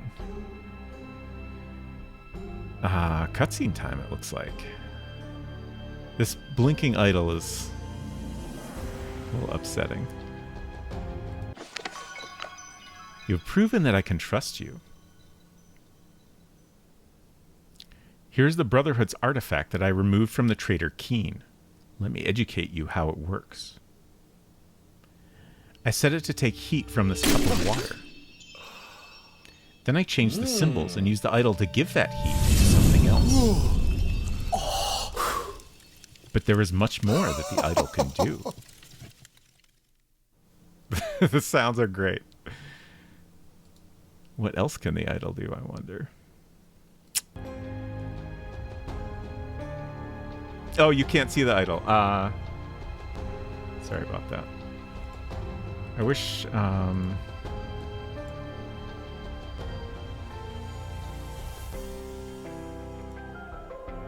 There we go. There's the blinking idol. I'll let you enjoy it for a moment. Okay. Its eye is more human looking than normal. So it says you got there faster than we did, I think. Well, thank you for saying so. Did that one pretty quick, but the next one took ages. Oh no. Can't wait. All right, we're on to chapter 4. Let's go. I should probably take a break before we... Oh. The final chapter? Oh boy. Oh yeah, it's well past break time. Okay. I was gonna pop into the chapter and take a peek around first. Actually, I will click on the chapter so we can enjoy its special music. And then I will take my break immediately. Chapter 4, The New Order, The Triumph of Order. Okay, very exciting. I will be back in about 5 minutes or so, and we will check out what's happening here. See y'all in a few.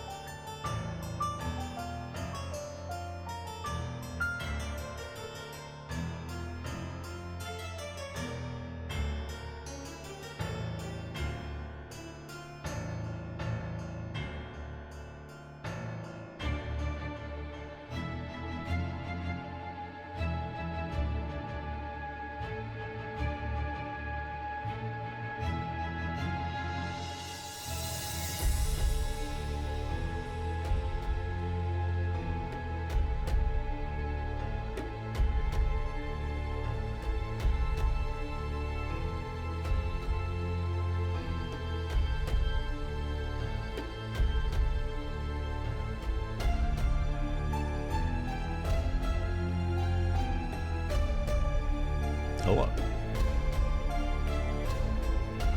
Hello, Game Dev Chef. Hope you are doing well. Ooh, Kamika says, I think this one took me the longest of all the levels. Exciting.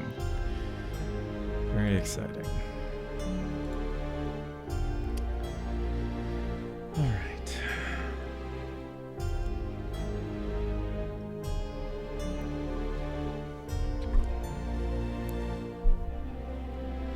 So I can see someone is being taken away on a stretcher here. Do we not have other areas in this one? Oh, we can go up. Okay. Okay. And we can go out. Oh. 4 Maxims of Virtue. Exciting. Ah, and there's Lazarus Hurst with the idol. Something's locked here. Interesting. Doing well, day off work, putting it to good use. Nice. Very exciting.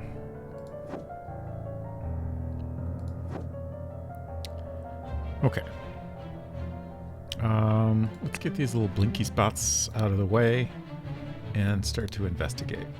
The man is not breathing. No apparent wounds. Prince of Dusk. Like night I am dark and full of terror. I do not fear love.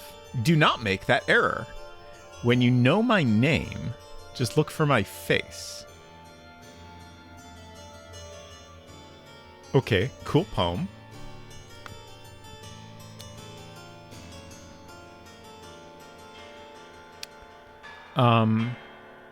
The lack of a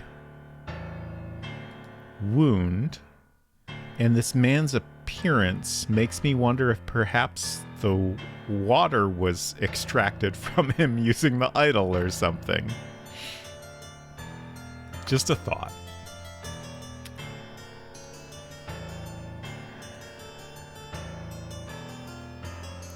Is that who I think it is? The dead guy? Colin Air says this is a good case. Nice. Oh, poor bugger. I've never seen so much merit removed in the tribunal. Some mistakes are very costly. An Albion Frank banknote. Mr. David Gorin. Birth year 1752. Occupation enforcer of the Order Party. History of infraction and obedience. Had a secret compartment in his office locker. Denied the existence of the secret compartment. And then plus loyal service in low-ranking position to the Order Party. Plus 10 merit. Total merit plus 8. Interesting. Hello, Agra. Good to see you. Hope you're doing well.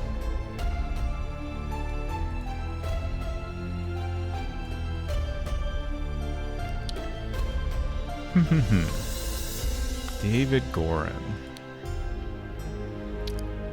This is a thing of beauty to see order prevail. If it were not against the first virtue, I would feel very happy. Nicholas, I'll wager you feel the new regime towards your diligence now. Rewards your diligence now, excuse me. So tell me why I saw you spend more than 3 shillings on new clothes after I asked you to lend me money and you said you had none to spare.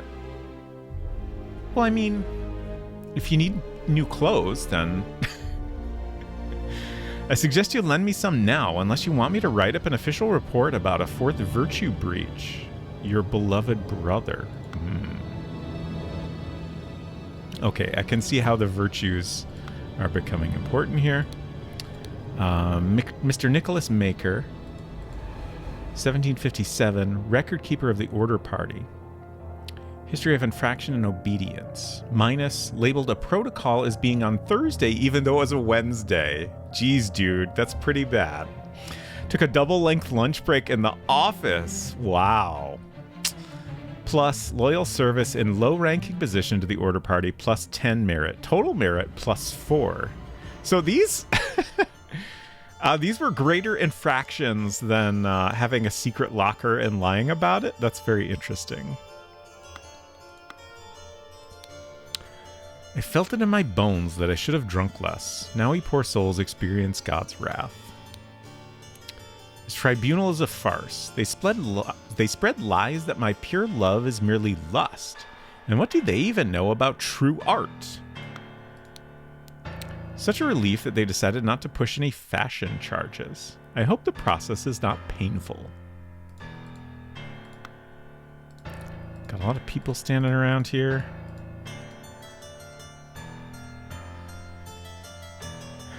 Welcome, Niagara. Let's see. I think these are things we can look at. Remember the second virtue. Don't sleep on your office desk. Or do? Take a nice nap. That's the second virtue. Remember the third virtue. Put on a nice dress and do a dance.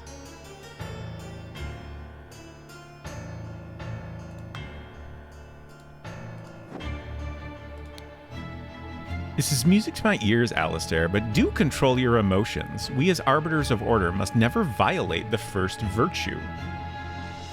So clearly the first virtue is don't feel emotions or don't be happy. Dear Dr. Turner, I must regretfully inform you that during your absence from party business, your senior assistant, Daniel, has demonstrated extreme untidiness and thus breached one of the virtues. Junior Assistant Toby.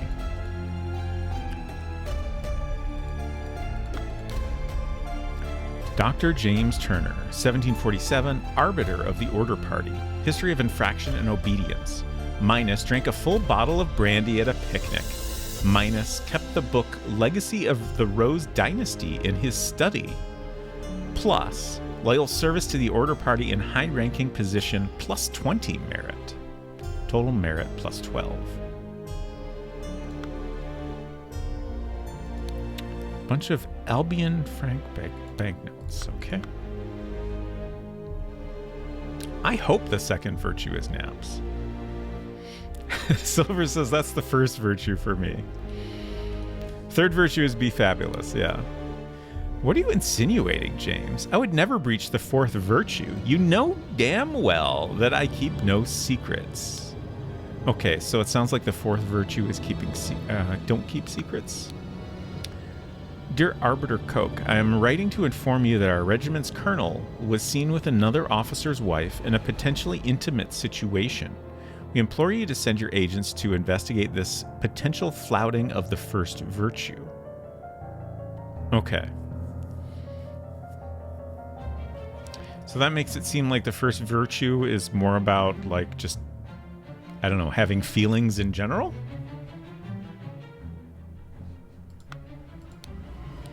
Lord Alistair Coke, 1745, Arbiter of the Order Party. History of infraction and obedience. Slapped a sergeant in anger. Listened to marching music in his manor. How could you? Loyal service to the Order Party in high-ranking position, plus 20 merit. Total merit, plus 11. Bunch of Albion Frank banknotes. I have... Oh, finally found something to click on. We'll come back and get all the clickies later. All right. 4 maxims of virtue. Observe the 4 virtues to avoid losing merit. 1 is don't have a heart. 2 is don't fly. 3 is don't catch on fire. And 4 is don't look at anything. I think I got those right. Maybe you're right about don't be fabulous. I'm honored to help the party upkeep the 4 virtues. I only hope sitting here all day does not count as sloth. What's this? What are they wearing around their necks? There are worse jobs than this one. And thank God tobacco is not considered an indulgence. A bit boring though. Too bad literature is forbidden. Okay, so tobacco's all good. Literature, no way. In all truth, Lord High Arbiter, I would prefer storing no more than this. London Gazetteer. Another exciting drawing here. Since year 1792, when it gained a majority in Parliament and liberated our government from multi-party chaos, the Order Party has worked hard to improve society. Taco Adventure, hello, hello. Good to see you. Thank you so much for stopping by. Death Trick Double Blind 2024. Interesting. Another one I have not heard of. I hope you had a great time, and thank you so much for the raid. If any of y'all are new here, hello, I'm Robot Spacer. Today we are playing The Case of the Golden Idol. We are pretty late in the game, if anyone is worried about spoilers. But I'm having a good time with this one. It's a very thinky game. There's lots of things to puzzle out and kind of piece together about. We're basically given a freeze frame in time, and we have a murder to investigate and kind of piece together what happened. And it's been pretty fun. But I usually play like a murder mystery game on Tuesdays and some more lighthearted, usually standard adventure gaming on Fridays. So that's what you can expect here. Death Trick is a pretty fun investigative game. Oh, interesting. I'll have to make a note of it.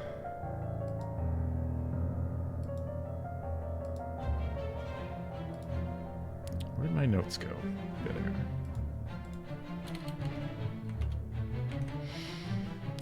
It's like Oberdin, except you can't blame the bad behavior on cabin fever. Yeah. Let's see. Where were we? Despite the vast popular support for the party, His Majesty refuses to acknowledge the authority of the party's tribunal. High Arbiter Lazarus Hurst has announced that in 2 months, the party and its supporters will participate in a peaceful march to the king's current residence to demonstrate their virtue of moderation. Interesting. Oh, also, I forgot to say, please give Taco Adventure a follow if you're not already. You blame it on the idol. Yeah, that's true. We do blame lots of things on the idol. And also drugs, apparently. These drawings are great. Okay. Prefer storing no more than this. I'm curious what he's... Like, it seems like he's pointing at this... Like, these look like, I don't know, little slates or something that they have around their necks. Let's see, what else is going on here? Remember the second virtue. Store confiscated objects and evidence according to the virtue breached. Huh. Okay. Okay. So, in the first virtue box, we have some brandy and opium.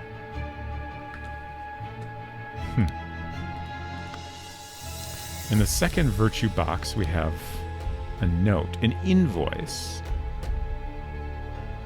February 15th, 1795, Blackbrook Farm. 3 pounds of butter, 25 pence. Delivery, 6 pence. Total cost, 29 pence.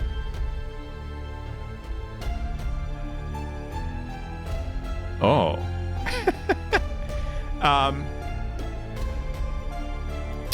Is the second virtue, do your math correctly? Huh.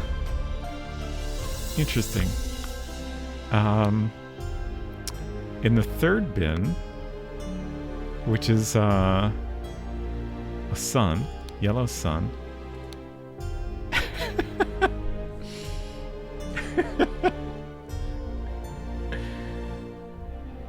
Is this a gnome taking a dump in a pot? Is that what's going on here? That's what I'm getting from this. It's a nude gnome taking a dump in a pot. All right, it's a good drawing. I like it. Oh, that's the young man from the previous section. Outside at night, there's a bat in the distance. Huh. What the heck is this virtue? We have a violin. Is art is bad? Is that what's... Like, we also had downstairs, we had, like, someone in, colorful clothing and dancing. So I feel like the third virtue is like, just be boring. I just noticed all this stuff on the table, but we'll come back to that. And then the fourth virtue bin, which is, has an eye icon, seems to be don't read. A book titled Stories, a book titled Autumn Tales. Okay, we can't look at them. You found your remote mascot. Oh, jeez.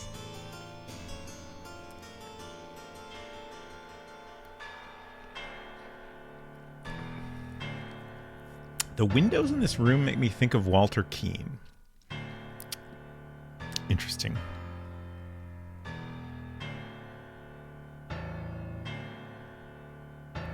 All right. And we have this locked. Well, I guess I'm covering it a little bit, but this under this green panel you can see underneath me has a lock on it that's like it's like a 5-sided shape, and it's kind of like I don't know, it's like a purpley brown, I would say. It reminds me a little bit of the very distinctive locks we had in an earlier chapter where we were trying to match the locks with keys to work out what happened. Okay, let's look at what we have in our thinking panel here. Okay. First virtue is blank, excessive. Blank, blank, blank will be punished. The second virtue is blank, at work, blank, blank, blank will be punished. Third virtue is blank, vulgar, blank, blank, blank will be punished. Fourth virtue is blank, all, blank, blank, blank will be punished. Oh, God. We have to... we have to calculate how many merits are lost for each violation. I hate this. Oh, interesting. We have a section over here where we can drag out plus or minus and then various digits. It's kind of interesting that it says everything is filled in correctly. Like, they just kind of figured out a way to use their own little system for a slightly unusual purpose. Okay. And then we have 3 sections here we have not discovered. So let's keep exploring. Let's see if you have anything on him. Silence. You will perform your function as much as required. It is paramount to ensure order in our new society. Ooh. This last symbol is unfamiliar to me. We have insert or increase matter. I'm not sure what the last symbol is.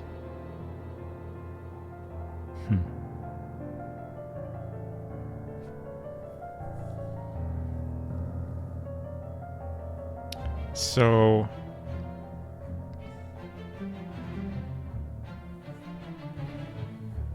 I do feel like this was probably used to do the murder.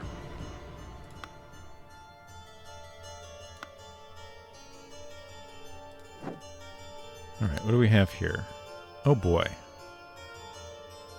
Books on various people. So the clue's been added to the thinking panel. Culprit, Mr. Fanger Quinn. Birth year 1760. We have, I don't know if this is meant to be a photo or a painting of a nude woman. Charges, claimed he had no wife. Has a painting depicting a naked person in his house. Okay, that answers that question. Broke his wife's favorite teapot in anger. Was observed spending a night with neighbor's wife. Walter Keane. Culprit, Mr. Walter Keane. Birth year, 1758. Flirted 3 times with different married women during the party convention. Wore ridiculous headgear at 5 public events. Can you imagine? Claimed he had not betrayed High Arbiter Lazarus during his ritual of ascendance. I do feel like ridiculous headgear is probably a violation of the third, what you call it? Expelled from the party of order. Oh, wow. Too many infractions. Lothar Richards, added to the thinking panel. Birth year 1735. Held a dinner party a few years ago where he offered large amounts of wine to his guests. Got angry during questioning and shouted at the High Arbiter. Okay, so that's emotions, the first one. And then we have a plus. Revealed the whereabouts of his hiding fugitive dissident daughter, Mary, and her husband, Peter, evaluated as plus 15 merit.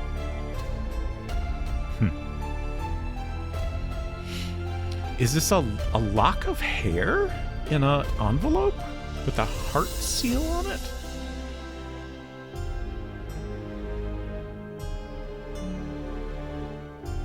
I'm puzzled by this image. I'm not sure what it's meant to go with. Josh Bailey. Gin. A ticket that says gin on it, okay? Mr. Josh Bailey. 1755, left his work at Tannery early, drank excessive amounts of gin at the Scrawny Cat, drank excessive amounts of rum at the Old Oak, approached a married woman with an indecent offer, denied 4 times during questioning that he had done these acts. Horace Webb, Count Horace Webb, birth year 1750, has not held down a job since the new regime evaluated as 60 instances of non-work. Oof. Claims he works in his castle, helping his servants clean it. Possesses 15 books kept in private library. But we do have a plus. Expressed willingness to donate his castle to the party, evaluated as 200 merit. And then Gideon Bell. Duke Gideon Bell, 1775. Charges, wears an outrageous hairstyle, his audacious blue wig, broke down in tears 10 times during questioning, has refused to start working, evaluated as 5 instances of job skipping, rejected the High Arbiter's request that he share information of a secret entrance to the castle of his cousin the Sovereign. Okay. Interesting. Yeah, I'll get back to clicking the words eventually. I have found that I like to kind of explore the scene and then turn on the hotspots and then collect all the words, as I feel like the approach I enjoy the most. Okay. And then when we have the hotspots on, I also look for things I might have missed. There's a lot of words in this one, huh?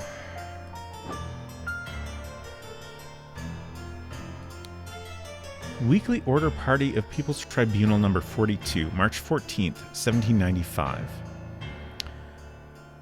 So I guess like 3 years have passed since our last scene, I think? 6 culprits are brought to the tribunal.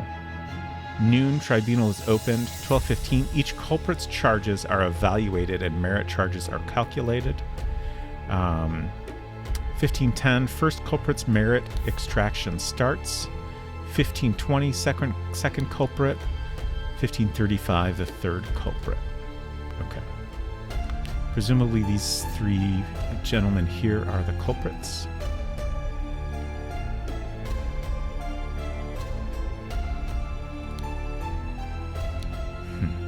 Who is this?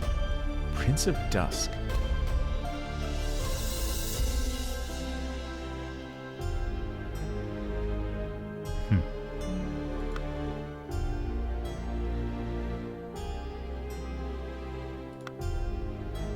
Alright, let's turn on the hotspots.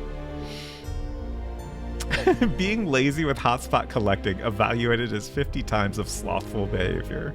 That's fair.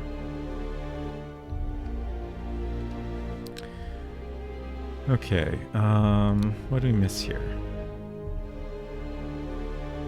Oh, mistakes. Got some words here. Different instances of the word merit I missed. Oh, I missed a note here. Nicholas, I'll wager you feel... Oh, he read this, but I just missed the word diligence. Right, okay.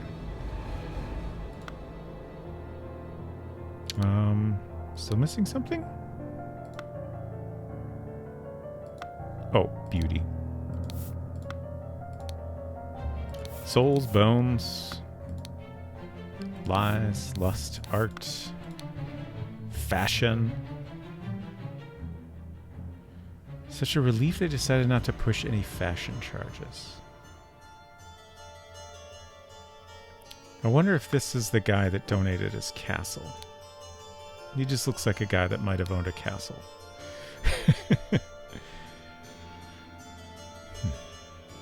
There's no mention of fashion violations, though.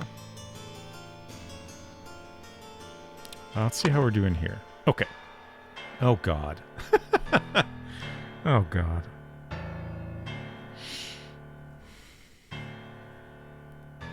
It's interesting that we're not identifying any people here. Let's look at the scroll. Blank. So we have a number and then a noun.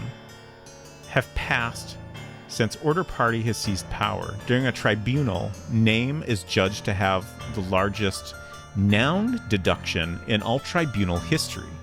To execute his punishment, noun was used on him and he lost number, noun, and died. Okay.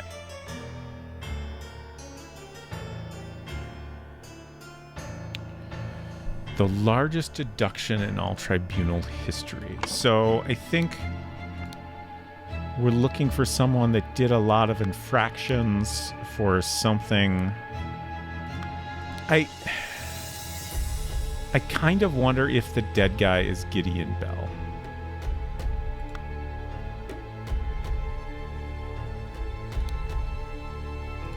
It's just my hunch at the moment.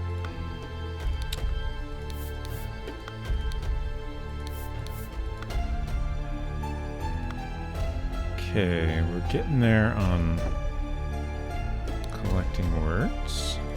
Literature, indulgence, sloth, truth.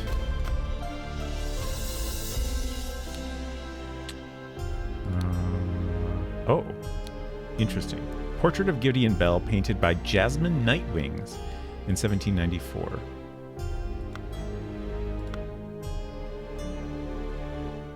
Okay, I think we got everything here.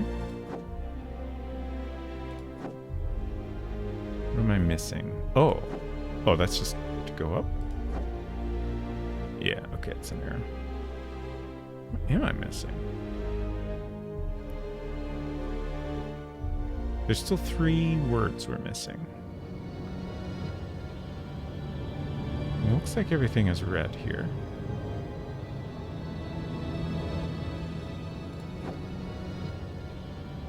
Oh, here we go. Music, emotions. Oh, and we have a note. Did I read this?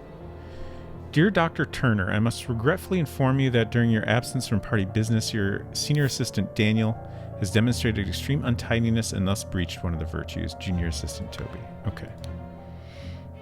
Untidiness. Okay.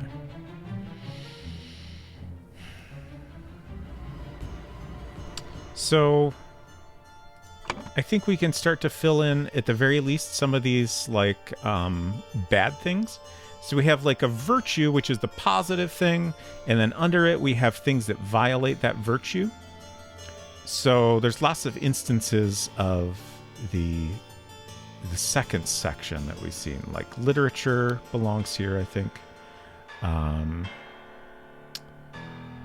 Indulgence. I feel like sloth seems like a violation of the second virtue. Fashion seems to be a violation of the third virtue. I've had multiple mentions of that. Art goes here also.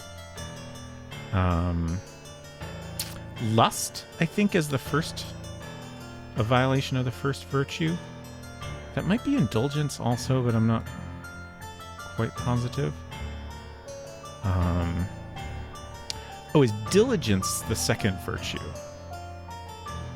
That seems appropriate.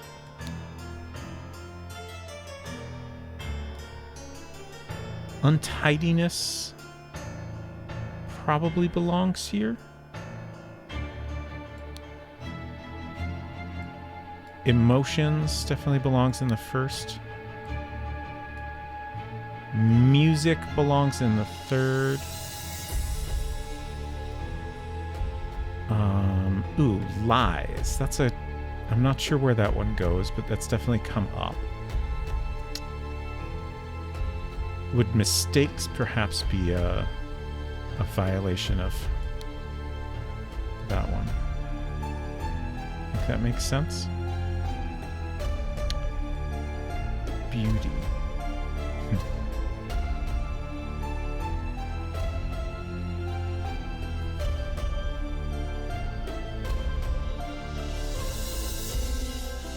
I'm trying to think what out of these words are the actual virtues.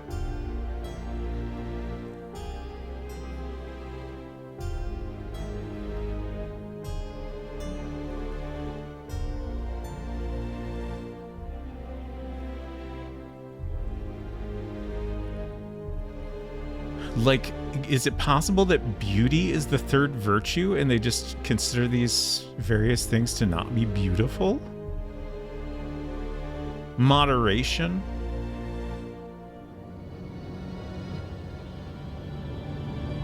Maybe that's the third virtue. That seems to fit better. Could also be the first virtue, though.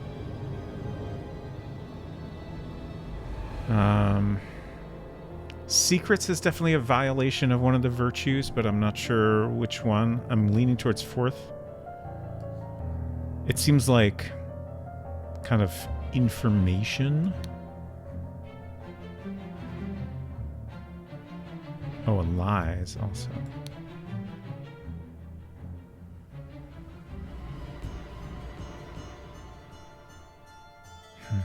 Truth is the fourth virtue, maybe? But when I put these all together, literature seems out of place, so I'm wondering if that's wrong. Moderation.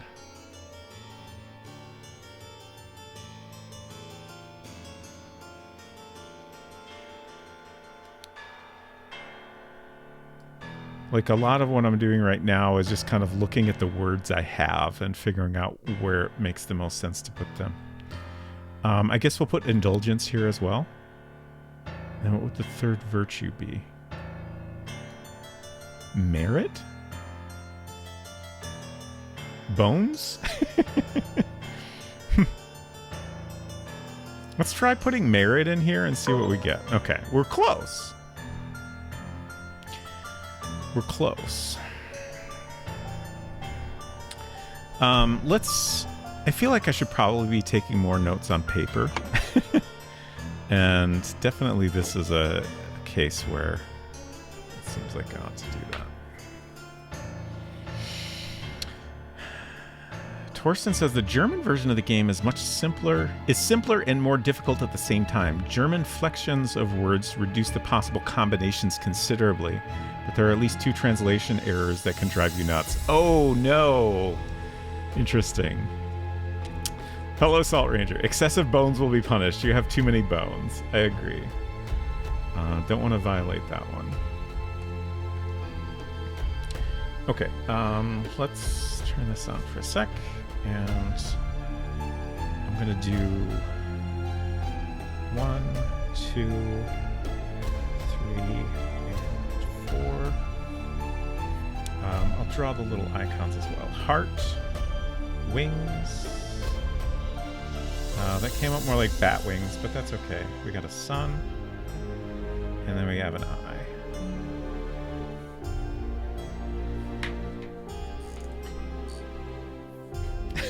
Silver says, oh good, I have no bones, so no violations. Does a chassis count? That's a good question. Unless hydraulic pistons count. Okay, so we have brandy and opium here.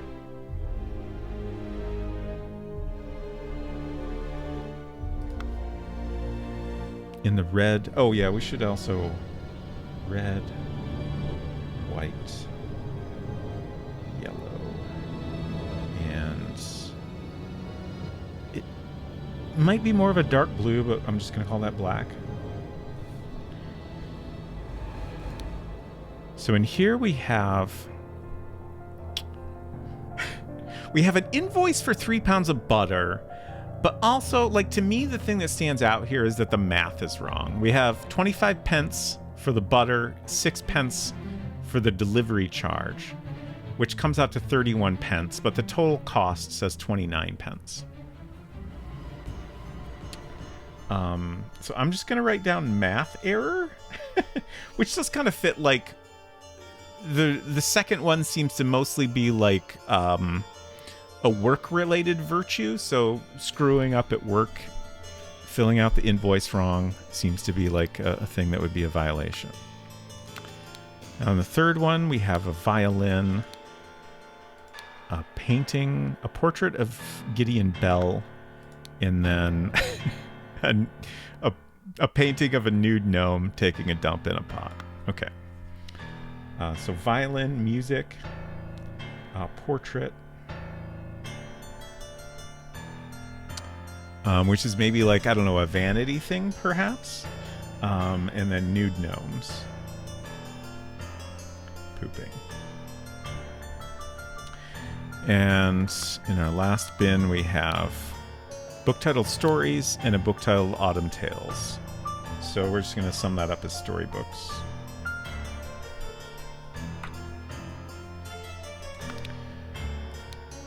In all truth, Lord High Arbiter, I would prefer storing no more than this. I'm honored to help the party upkeep the 4 virtues. I only hope sitting here all day does not count as sloth. So sloth is definitely, I think, in number 2. Yeah, there are worse jobs than this, and thank God tobacco is not considered an indulgence. Okay, so indulgence, I feel like literature is forbidden. Yeah, we definitely have literature in the right spot. I feel like indulgence, yeah, because we have the brandy and opium, so indulgence goes in the first column. Make sure we fill those out right. So indulgence and literature. Okay.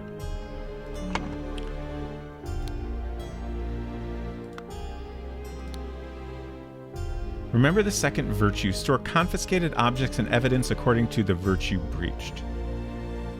So again, this is like, it's important to do your work well, categorize things correctly, that sort of stuff. Silence. You'll perform your function as much as required. It is paramount to ensure order in our new society. Okay.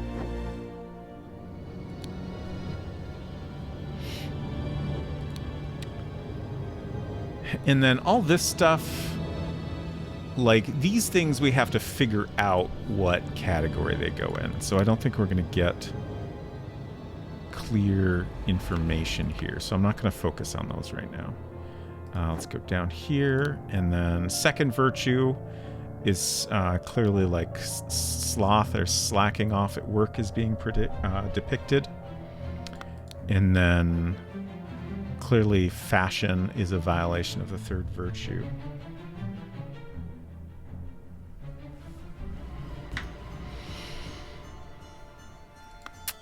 What else do we have here? I felt it in my bones that I should have drunk less. Now we poor souls experience God's wrath. Okay, so he's violated, he's been indulging and violating the first virtue, I think. This tribunal is a farce. They spread lies that my pure love is merely lust, and what do they even know about true art? So he's maybe violated, like, lust, I think, is maybe the violating the first virtue. And art seems to be violating the third virtue. Okay, we did put lust here and art here. Okay. Such a relief that they decided not to push any fashion charges, which is definitely the third. I hope the process is not painful. Okay. So what did I get wrong here? Maybe it's just merit. That's the one that seems not right to me. Let's try beauty. I do feel like the idea that they say beauty, they see beauty in a particular way, makes sense. Yeah. Okay. Great.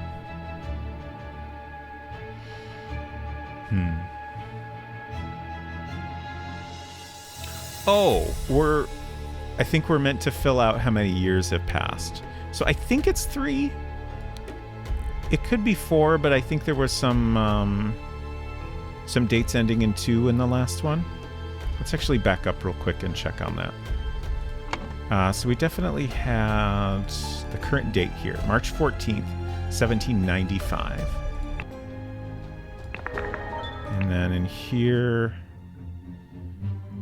we had a newspaper outside. So that's a good place to check the date. Yeah, 92. May. So yeah, just slightly under 3 years. That's easy.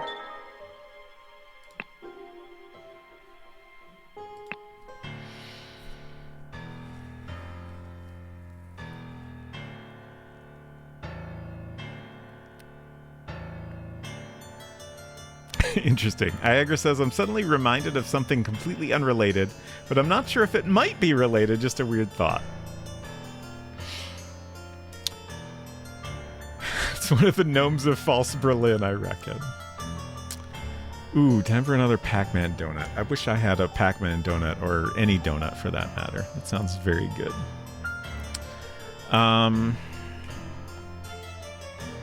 Just checking the time. I figure we'll go a little bit later than usual since I started so late, but I should wrap up relatively soon. 3 years have passed since Order Party has seized power. During a tribunal, blank blank is judged to have the largest blank deduction. Merit deduction, I think is going to be the correct word here. In all tribunal history. To execute his punishment, blank was used on him. I think the idol was used on him, and he lost blank blank and died. Bones? He lost a number of bones. Yeah, I think his matter was removed. I think that makes sense. How many bones did he lose, though? How are we supposed to figure that out?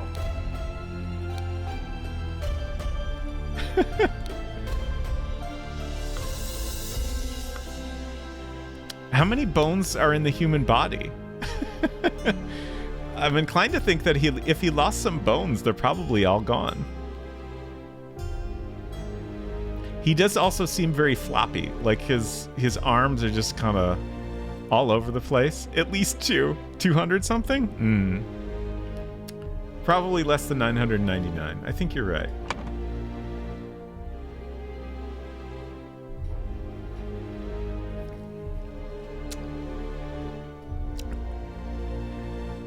Like our other options here, well, I guess it could be any of these as well.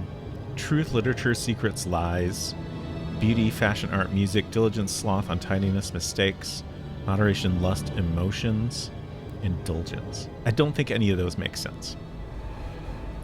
Idol does not make sense. Souls, he lost 2 souls. Lost some francs. I feel like bones is the only thing that makes sense. And we know that the idol is set to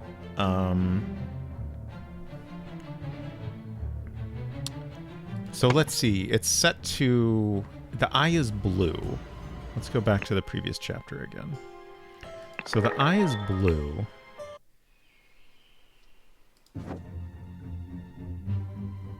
Oh wait, we want the chapter before this.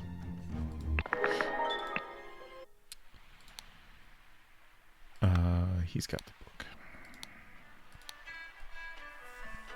The eye is blue. You can only perform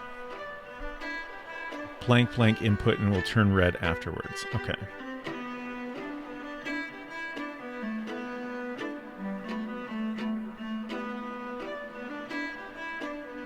I kind of want to go back. Oh, I think I know which chapter will answer this question.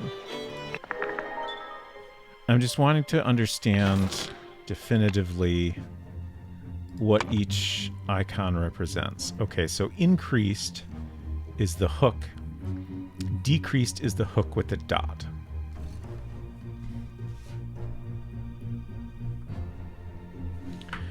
But then I also want to check the context of that. So we have the notebook in here.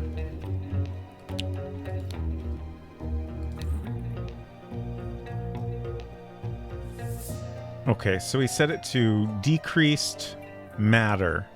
After I aimed at the sealed vessel and activated the idol, both air and vessel disappeared. Okay. Upon further consideration, it was an obvious mistake. Okay. So yeah, I think what I wrote down is accurate. Like, it's decreasing whatever it's being pointed at, and it's also maybe kind of extracting it into the idol, I think.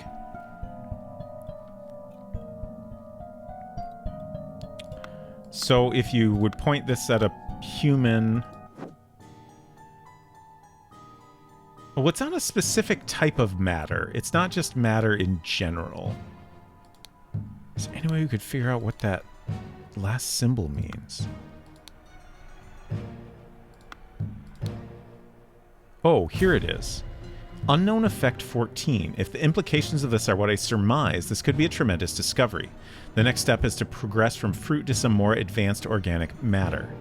I must ask David to fetch me a dead body for further experiments. This is vitally urgent. Okay.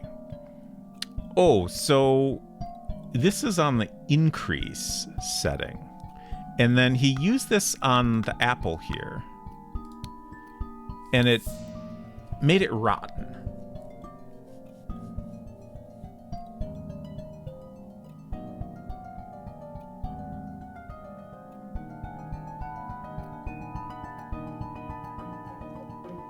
This is interesting, though, because, like, I feel like I had this thought when I first looked at this, that it kind of looks like it has teeth in it. So if the idol has, in fact, increased the bones in the apple, I feel like that kind of makes sense. But I guess we don't have any way to confirm that. We can't know exactly what this setting means.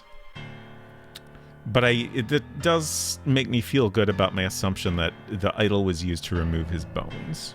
I think those are maggots. That's probably correct. But like bones is the only like type of matter we have to choose from that makes any sense.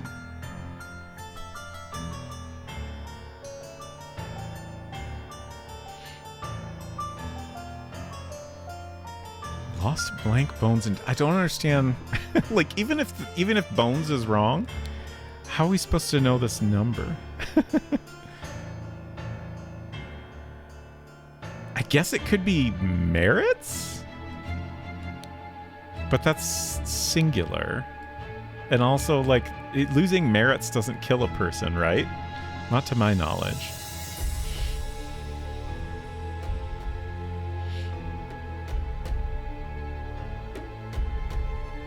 Oh, Derek Reinbrett says 206 to 213 for what it's worth. It's a lot of bones.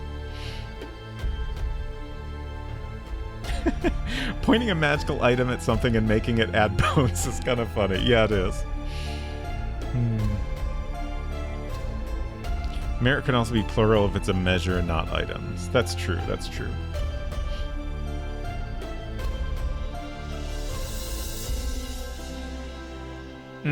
So yeah, I guess I could see how that makes sense. Like, we're not necessarily filling in the cause of death. Yeah, that could be right. That honestly makes more sense with the number. So I'm gonna tentatively put merit in there.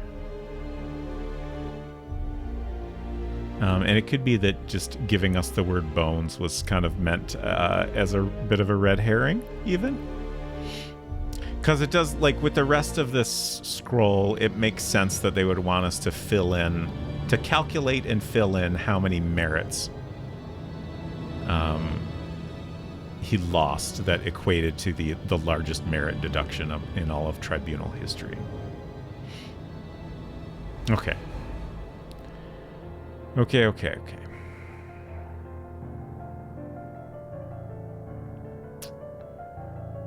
So, what's the next thing we want to figure out here?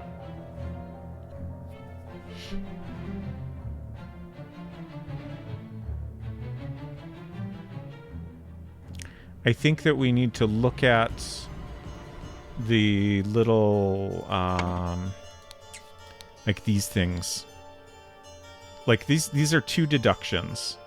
So whatever these violate are worth 1 point each. He had a secret compartment in his office locker, so that's the 4th. He denied the existence of the secret compartment, so that's also the 4th. So that's 1 point. Easy.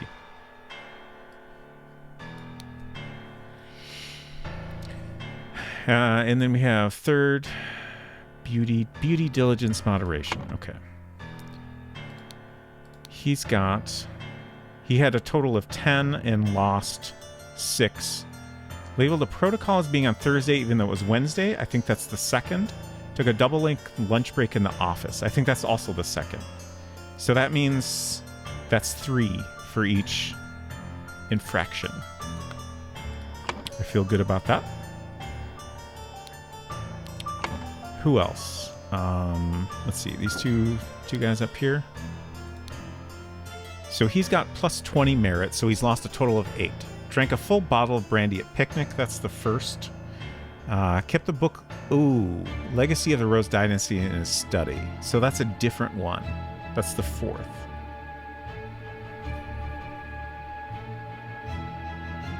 It kind of feels like each one has a different value.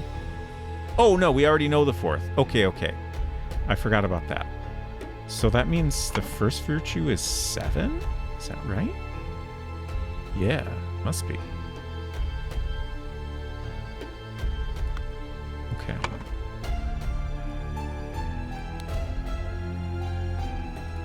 And then... Oops. Slapped a sergeant in anger, so that's the 1st, I think? Listen to marching music in his manner. That would be the 3rd, which... Oh, we don't have that one yet. Okay, so 7. And we need a total of 9, so that must be 2 for the other one. Nice.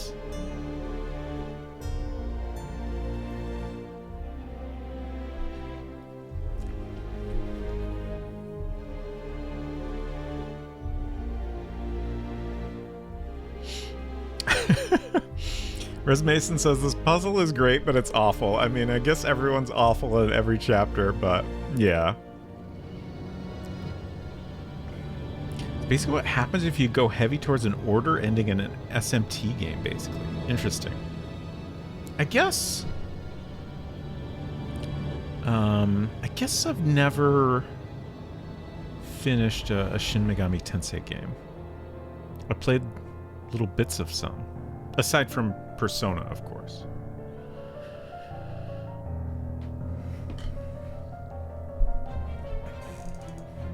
Super Mario 3.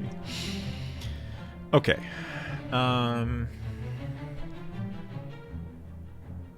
So yeah, I think we can get the rest of this. Like, this is just doing some math at this point, right? So I'm going to write down... Forgot I still have my notebook open here. -7, -3, -2, and -1. Okay. And then we have Fangor Quinn. I should write Fang, Keen, Lothar, Josh, Webb. I don't know why I'm picking last names for some and first names for others. It's just what I'm doing. Okay. So now we just got to go through these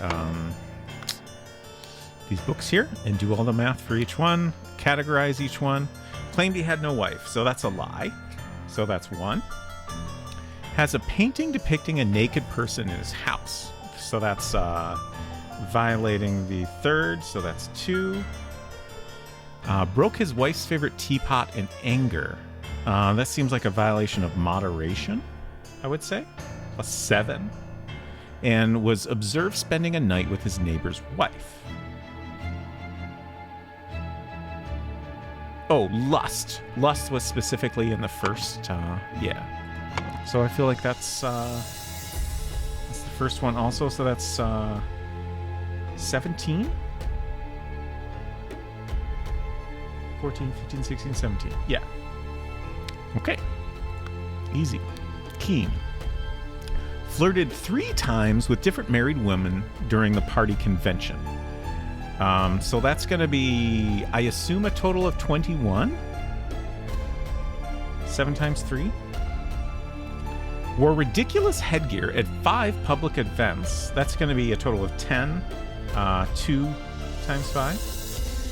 Claimed he had not betrayed High Arbiter Lazarus during his ritual of ascendance.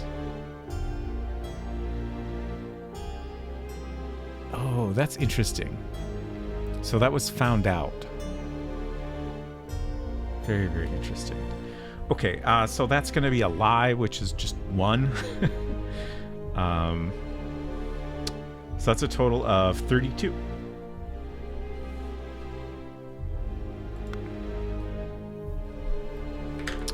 Shinobi Metroid Turok, you got it. Hello, Dickle Chips.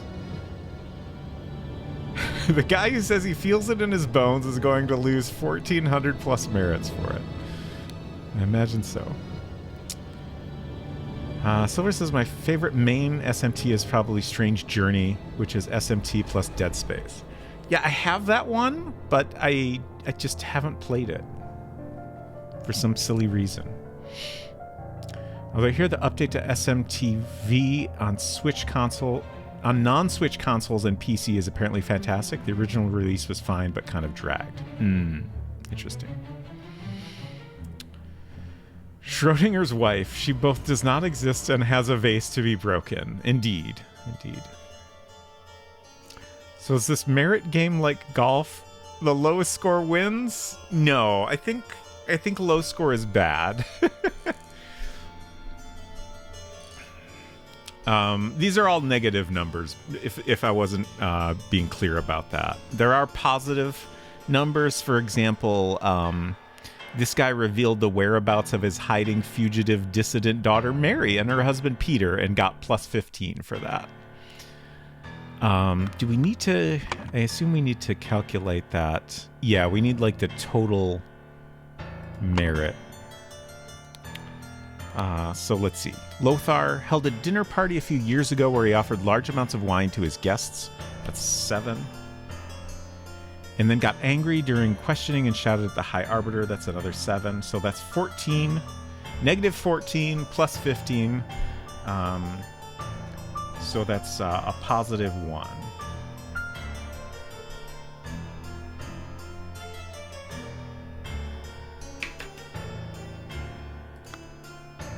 Josh Bailey left his work at Tannery early. That'll be negative 3. Drank excessive amounts of gin at the Scrawny Cat, and then rum at the Old Oak, so that's 7 for both. Approached a married woman with an indecent offer, that's another 7. Denied 4 times during questioning that he had done these acts, so that's 4 counts of lying for negative 1 each, so that's 4. So we have a total of 21. Oh, plus another 7, so 28.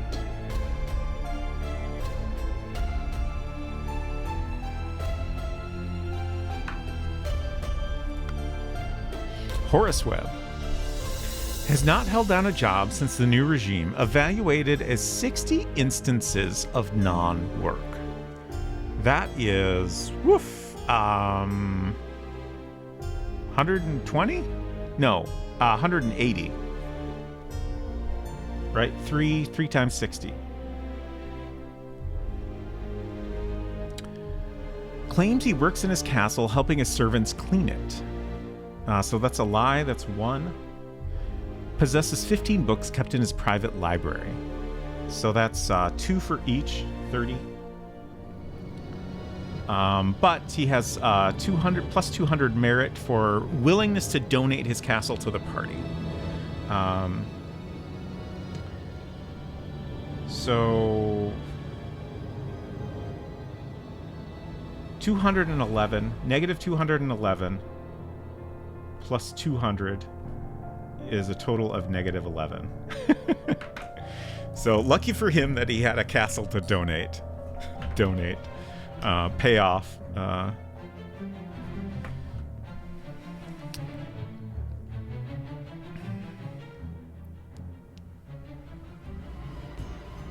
Your other two results were fully negative if you need that. Yeah. I just it wasn't important to worry about it until we started getting into positive numbers, so I wasn't bothering to write it down.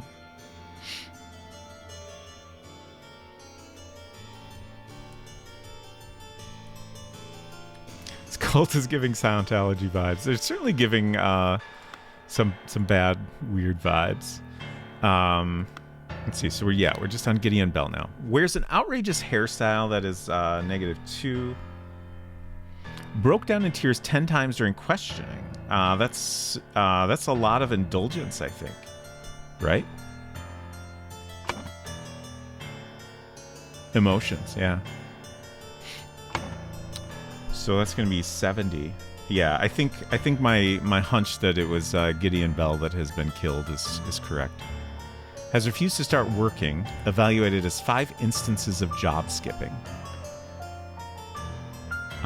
So that's 15, -3 times 5. Rejected the High Arbiter's request that he share information of a secret entrance to the castle of his cousin, the Sovereign. So...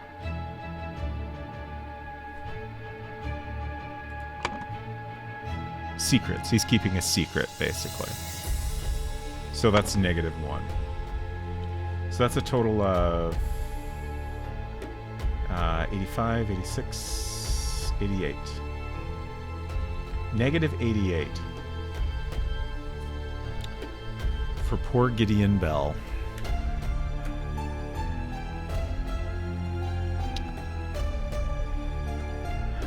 Unfortunately for him, he did not have a castle to donate. Okay, so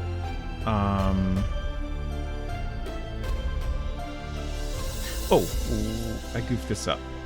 We had one positive, right? Lothar's +1, I think. So all the rest are negative, I believe.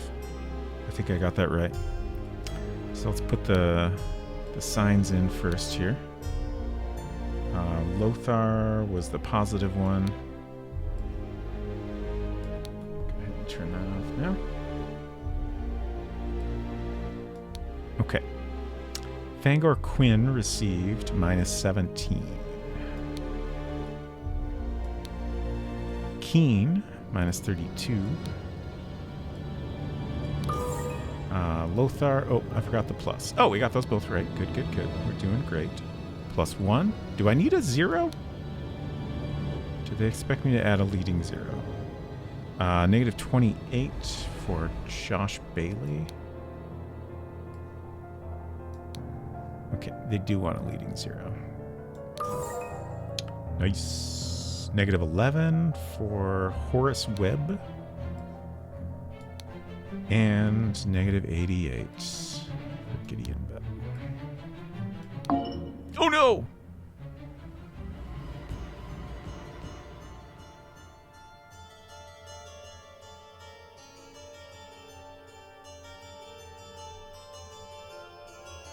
What did I do wrong? I was so confident. All right, let's back up and redo the math. Horace Webb, Gideon Bell. What did I goof?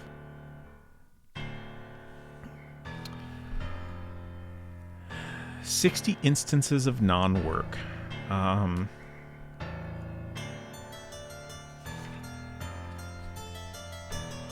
60 times -3 equals 180. -180.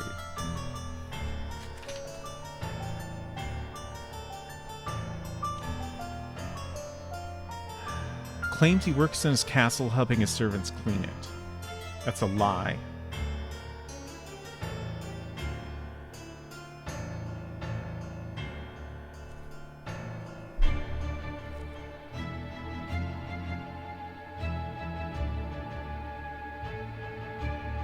Wait. I marked that down as a lie because of the word claims, but I wonder if I'm categorizing that wrong?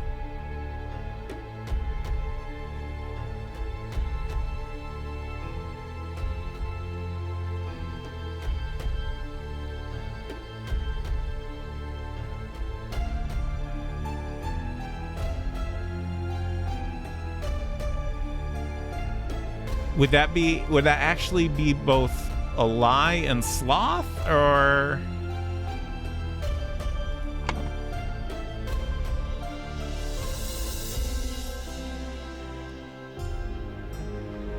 I mean, I feel like if it was two things,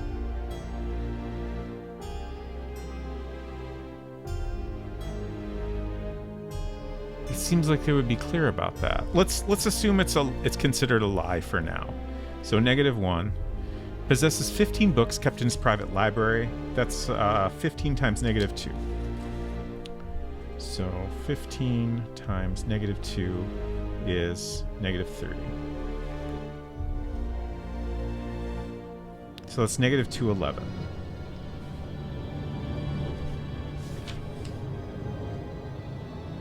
And then expressed willingness to donate his castle to the party, evaluated as plus 200 merit. So plus 200 equals a total of -11.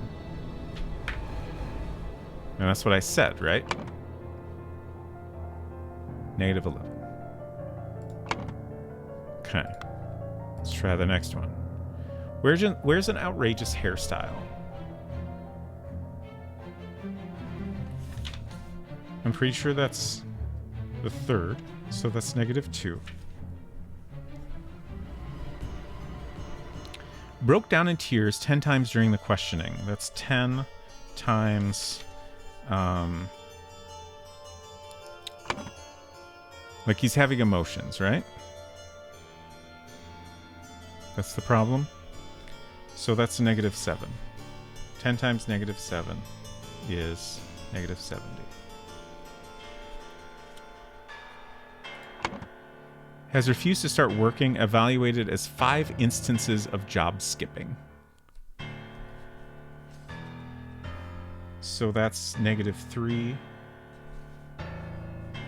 5 times -3 equals -15. And then rejected the High Arbiter's request that he share information of a secret entrance to the castle of his cousin, the Sovereign, which is a secret. So -1.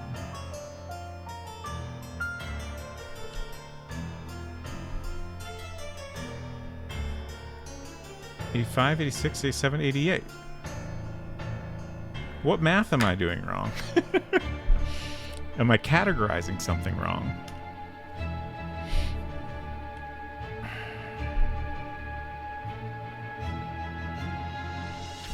I'm gonna use my computer's calculator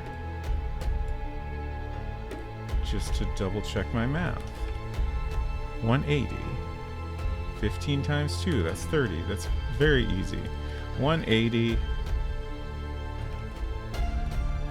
-180 minus 1 minus 30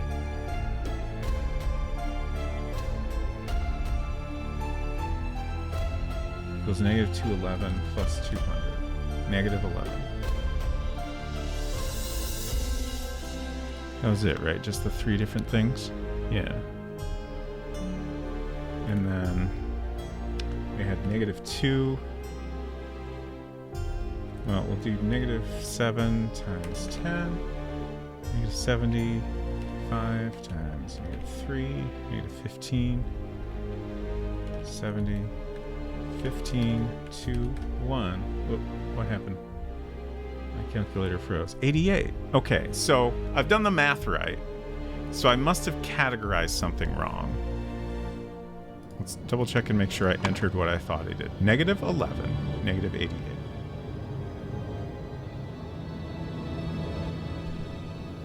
And I have more than 2 slots are incorrect?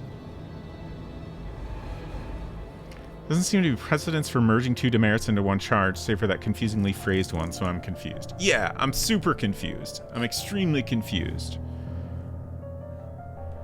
But that's the only thing that makes any sort of sense to me. So let's try changing it. Let's categorize this not as 2, but as a different. He's being laziness. He's being lazy, rather. So we'll call it -3. That can't be it, though, because that gives us negative, what, 13? It's another 2? Yeah. And even if it's a combination, that gives us 14. Oh! It is a combination. So I think we have Webb right now, and maybe they pulled the same stunt with Gideon, where we have a combination of something. Where's an outrageous hairstyle? Broke down in tears 10 times during questioning. Has refused to start working. Evaluated as 5 instances of job skipping. Like, that seems very clear, like, what that one breaks down to. Rejected the High Arbiter's request that he share information of a secret entrance to the castle of his cousin, the Sovereign.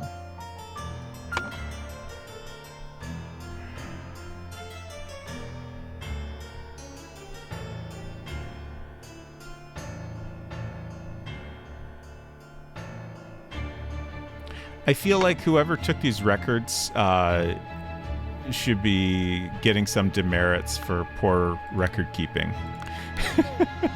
Because combining multiple things into one category is just... it's just lazy, frankly. Where's an outrageous hairstyle?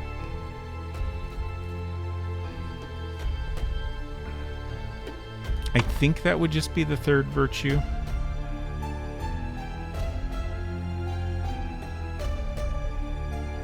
I mean, I guess you could call that indulgence or something.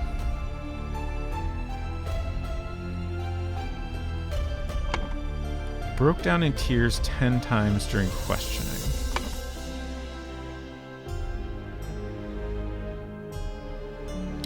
Like, it's clearly the first virtue.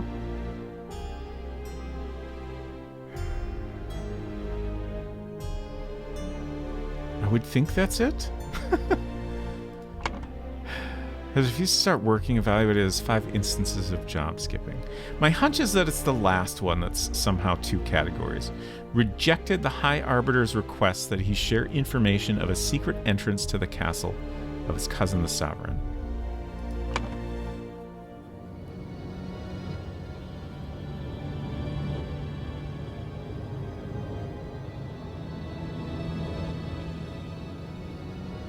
But I'm not getting it.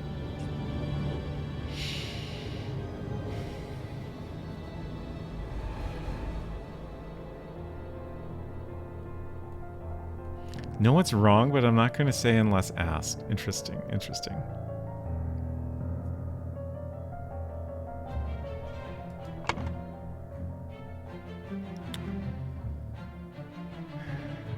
Broke down in tears 10 times during the questioning.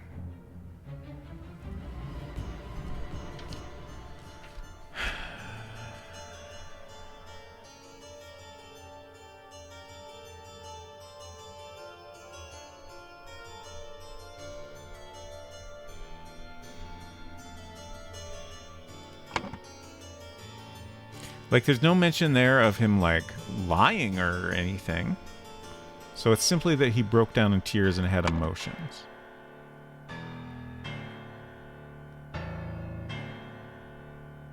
Like, I don't know if you could maybe call that untidiness, but I don't know, it seems like a stretch. Where's an outrageous hairstyle? Like, I guess I'm gonna try calling that indulgence, so we'll give him another 7 for that. So that's a total of 95. No, we did worse.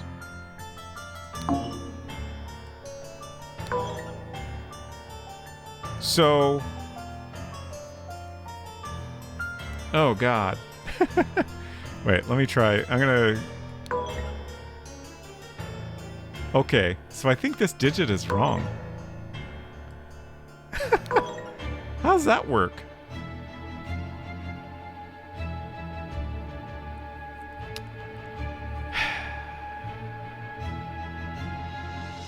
I don't appreciate the sneaky math this game is doing. I think we might have to leave this for next time. Oh yeah, sorry about hiding the thing I'm working on there.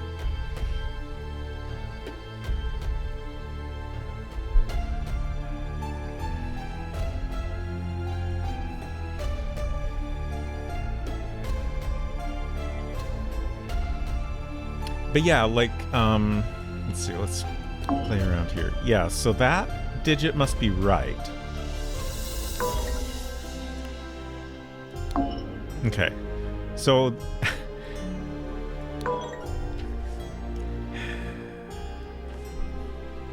so negative 14, but this is wrong. And then we have negative 88, but the second 8 is wrong. I'm just making notes for myself here about which digits are wrong.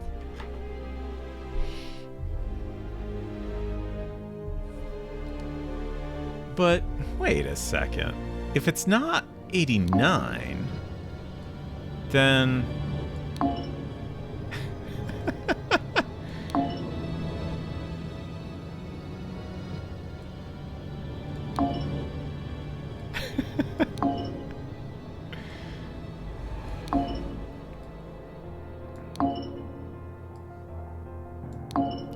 Oh, is it just? Is that actually correct? And it's just this one that I have wrong.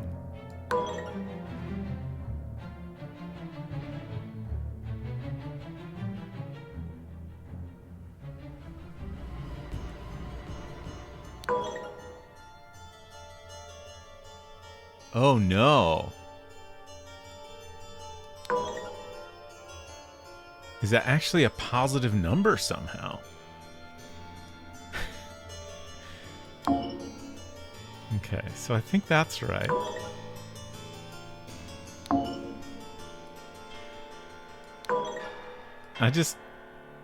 This feels a little bit like cheating, but I ain't above it. Okay, so I think the negative 88 is right. I think this is the one that we have wrong. Might be positive.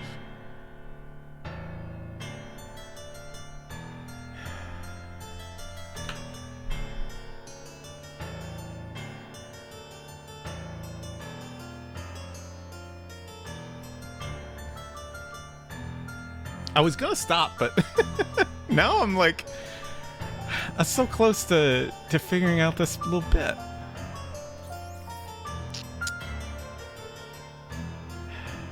What does the border on some words mean? I'm not sure what you mean. Oh, like down here?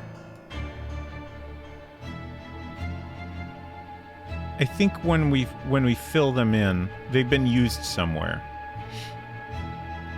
Like merit years and idle have all been filled in up here. And then these have a border because, you know, they've been filled in, but then once we get a section correct, those words get removed from the bottom area. Can you give a tiny hint? No. Thank you for offering, though. I appreciate it. Let me think about this. Let's focus on Horace. Has not held down a job since the new regime evaluated 60 instances of non-work.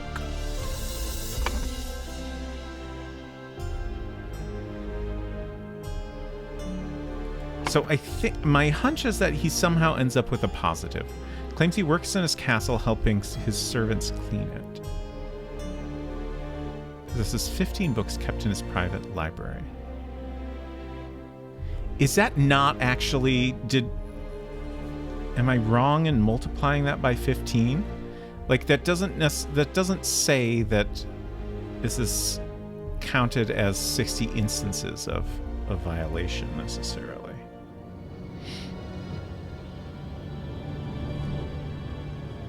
Oh, God! I had the wrong number. I did 15 times -2, but that's incorrect. It's literature. It's the fourth virtue, which is -1. That's where I went wrong. Okay. Gosh. So now I'm wondering if I was actually wrong about the one thing counting for 2. I feel like I probably was.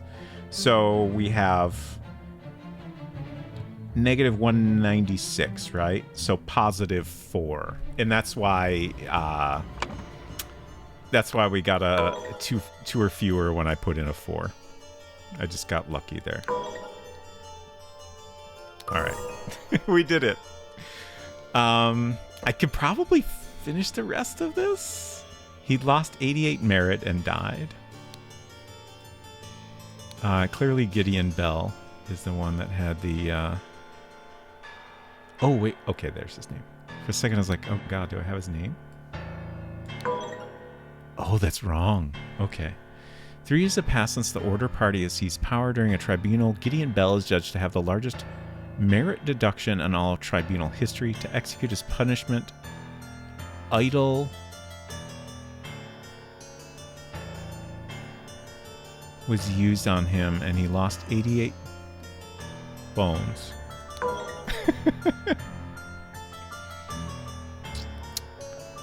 And died. Do I actually need to...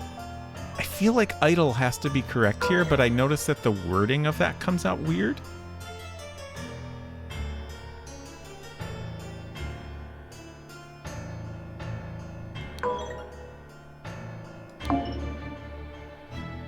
Okay, so I think...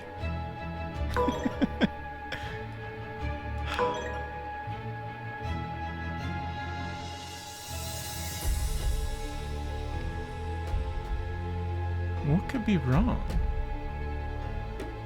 Oh, I guess this could be any of these words over here.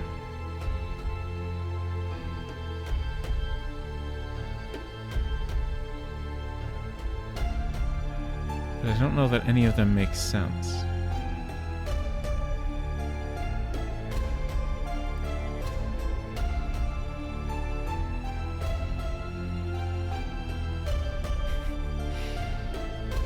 Three years have passed since the Order Party has seized power.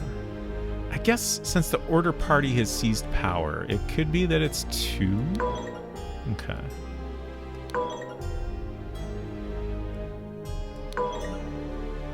Like, I assume that happened pretty soon after our previous scene. During a tribunal, Gideon Bell is judged to have the largest merit deduction in all tribunal history. Like, I think that all seems correct. To execute his punishment, idol was used on him. He lost 88 merit and died. I guess it could be he lost, I don't know, 8 bones? 88 bones? I already tried 88 bones, I guess. The weirding is weird no matter what you put in that one. Yeah, I think so. Art was used on him and he died. For what it's worth, I took like twice as long on this one. Thank you, that does make me feel better. I would love to like get this before we wrap up.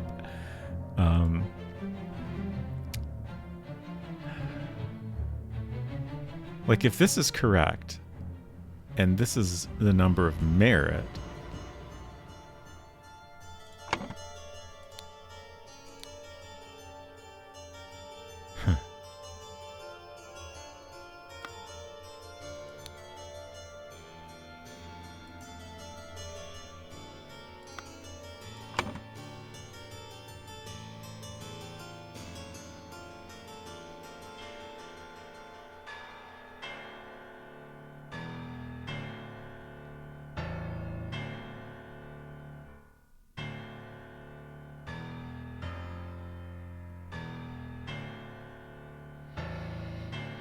specific part that you're stuck on took me a while too.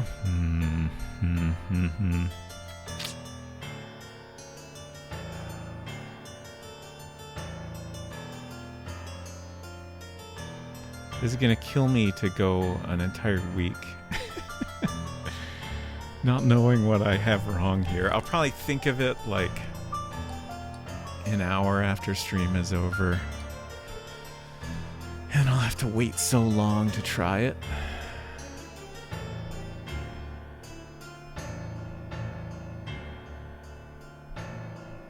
Is it how much money he lost? I don't think that makes any sense. Who had money on them? I guess it was just the guys up here. I just have a bunch. Oops. Like, I feel like it has to be that the idol was used on him. Like, this fits with what we know about the idol. Like, some sort of matter was removed from him.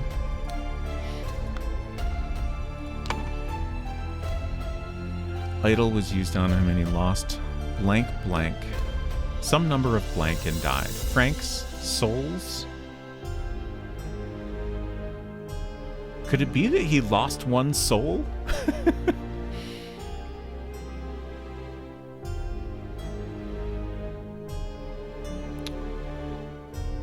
Could it be that he lost a number of years?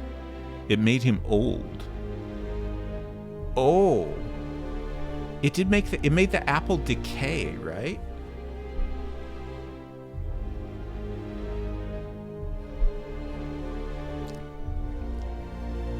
But if it made him old, then how would we know the number of years he lost?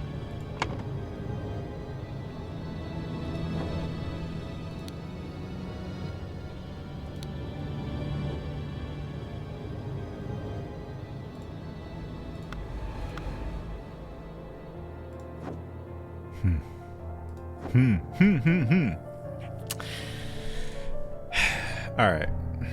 We're done. I'm done.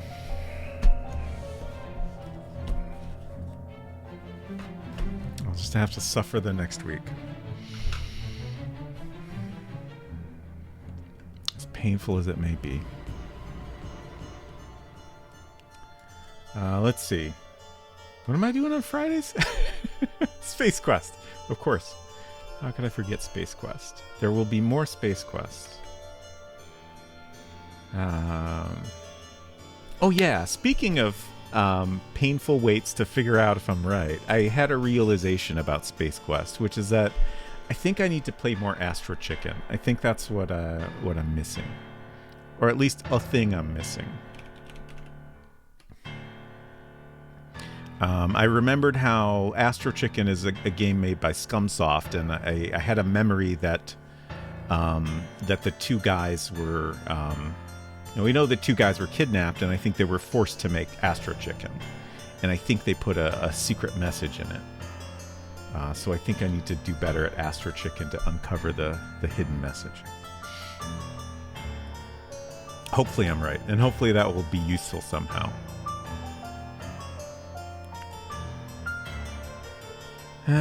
I am looking at who's streaming here. And of course, next Tuesday we'll be back at Case of the Golden Idol. I think we can probably wrap this up next week, which is exciting. We'll most likely start on the DLC after that, because I don't see any reason not to. What if you tried another word? This is a joke. Go to sleep. Yeah. Don't tempt me. Let's see. As I said earlier, y'all should check out Silverstream tomorrow, as he has a bunch of fun new things to share.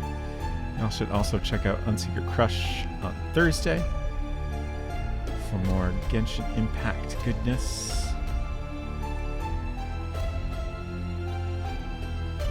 Let's see, I'm looking at who we can raid here. Oh, this is spoilers. I was trying to figure out what the heck Ash Said Hi is playing, and I saw Tears of the Kingdom, and I was just like, wait, which Zelda game is that? And then I realized that it is in fact a Zelda game I have not finished, but would like to at some point. And there were definitely things happening that were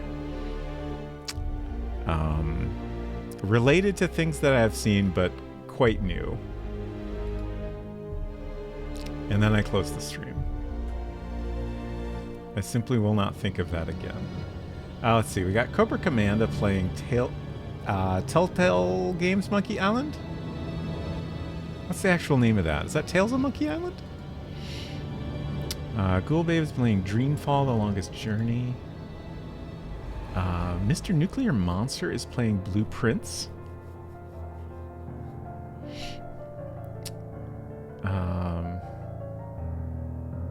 Which could be fun.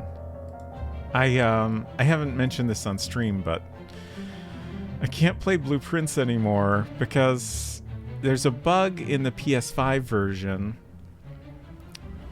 and I don't think anyone has figured out exactly what causes it, but it seems more likely to occur the longer you are playing it.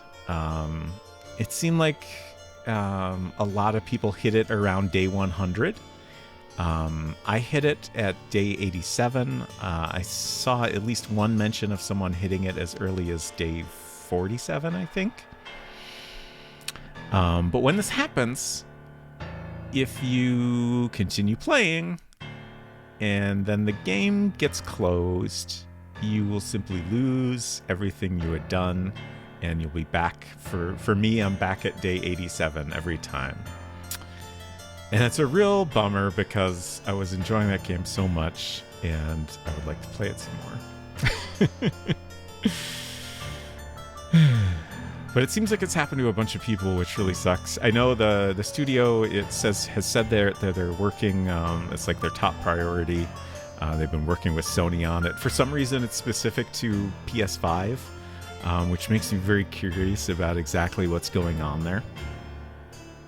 But it's an odd one, and I hope they're able to sort it out. The thing I hope the most is that I won't have to start over once it is fixed, because that does seem like a possibility that my save file is just corrupted at this point.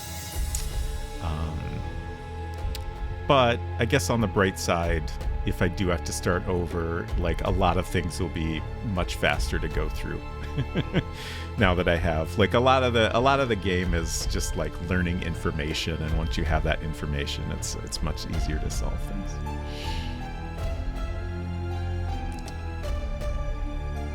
But honestly, the worst part is the weight of like, I don't know how much longer it'll take them to fix it. I don't know how much longer it'll be until I can play again. And even if I like deleted all my save data and started over, like, maybe I would hit it again at the same like relative point in the game. Who knows? Anyways, we're talking about Blueprints. Let's raid Mr. Nuclear Monster, who is playing Blueprints. Those blue tents. I had just gotten the blue tents. I barely had a chance to use them. Mr. Nuclear Monster plays a variety of stuff. Often is doing like GeoGuessr and sometimes even Duolingo, but also occasionally plays various games that are of interest. I don't have a chance to stop over there very often due to stream times, but let's say hello. Thank you all for hanging out. I've enjoyed this game a lot, and I'm excited to see how it concludes and how the DLC is and what the heck the next game is about. All very exciting. Please take care of yourselves. Oh, here's some raid messages if you'd like to join the Robot Parade. And we'll see you around. Bye.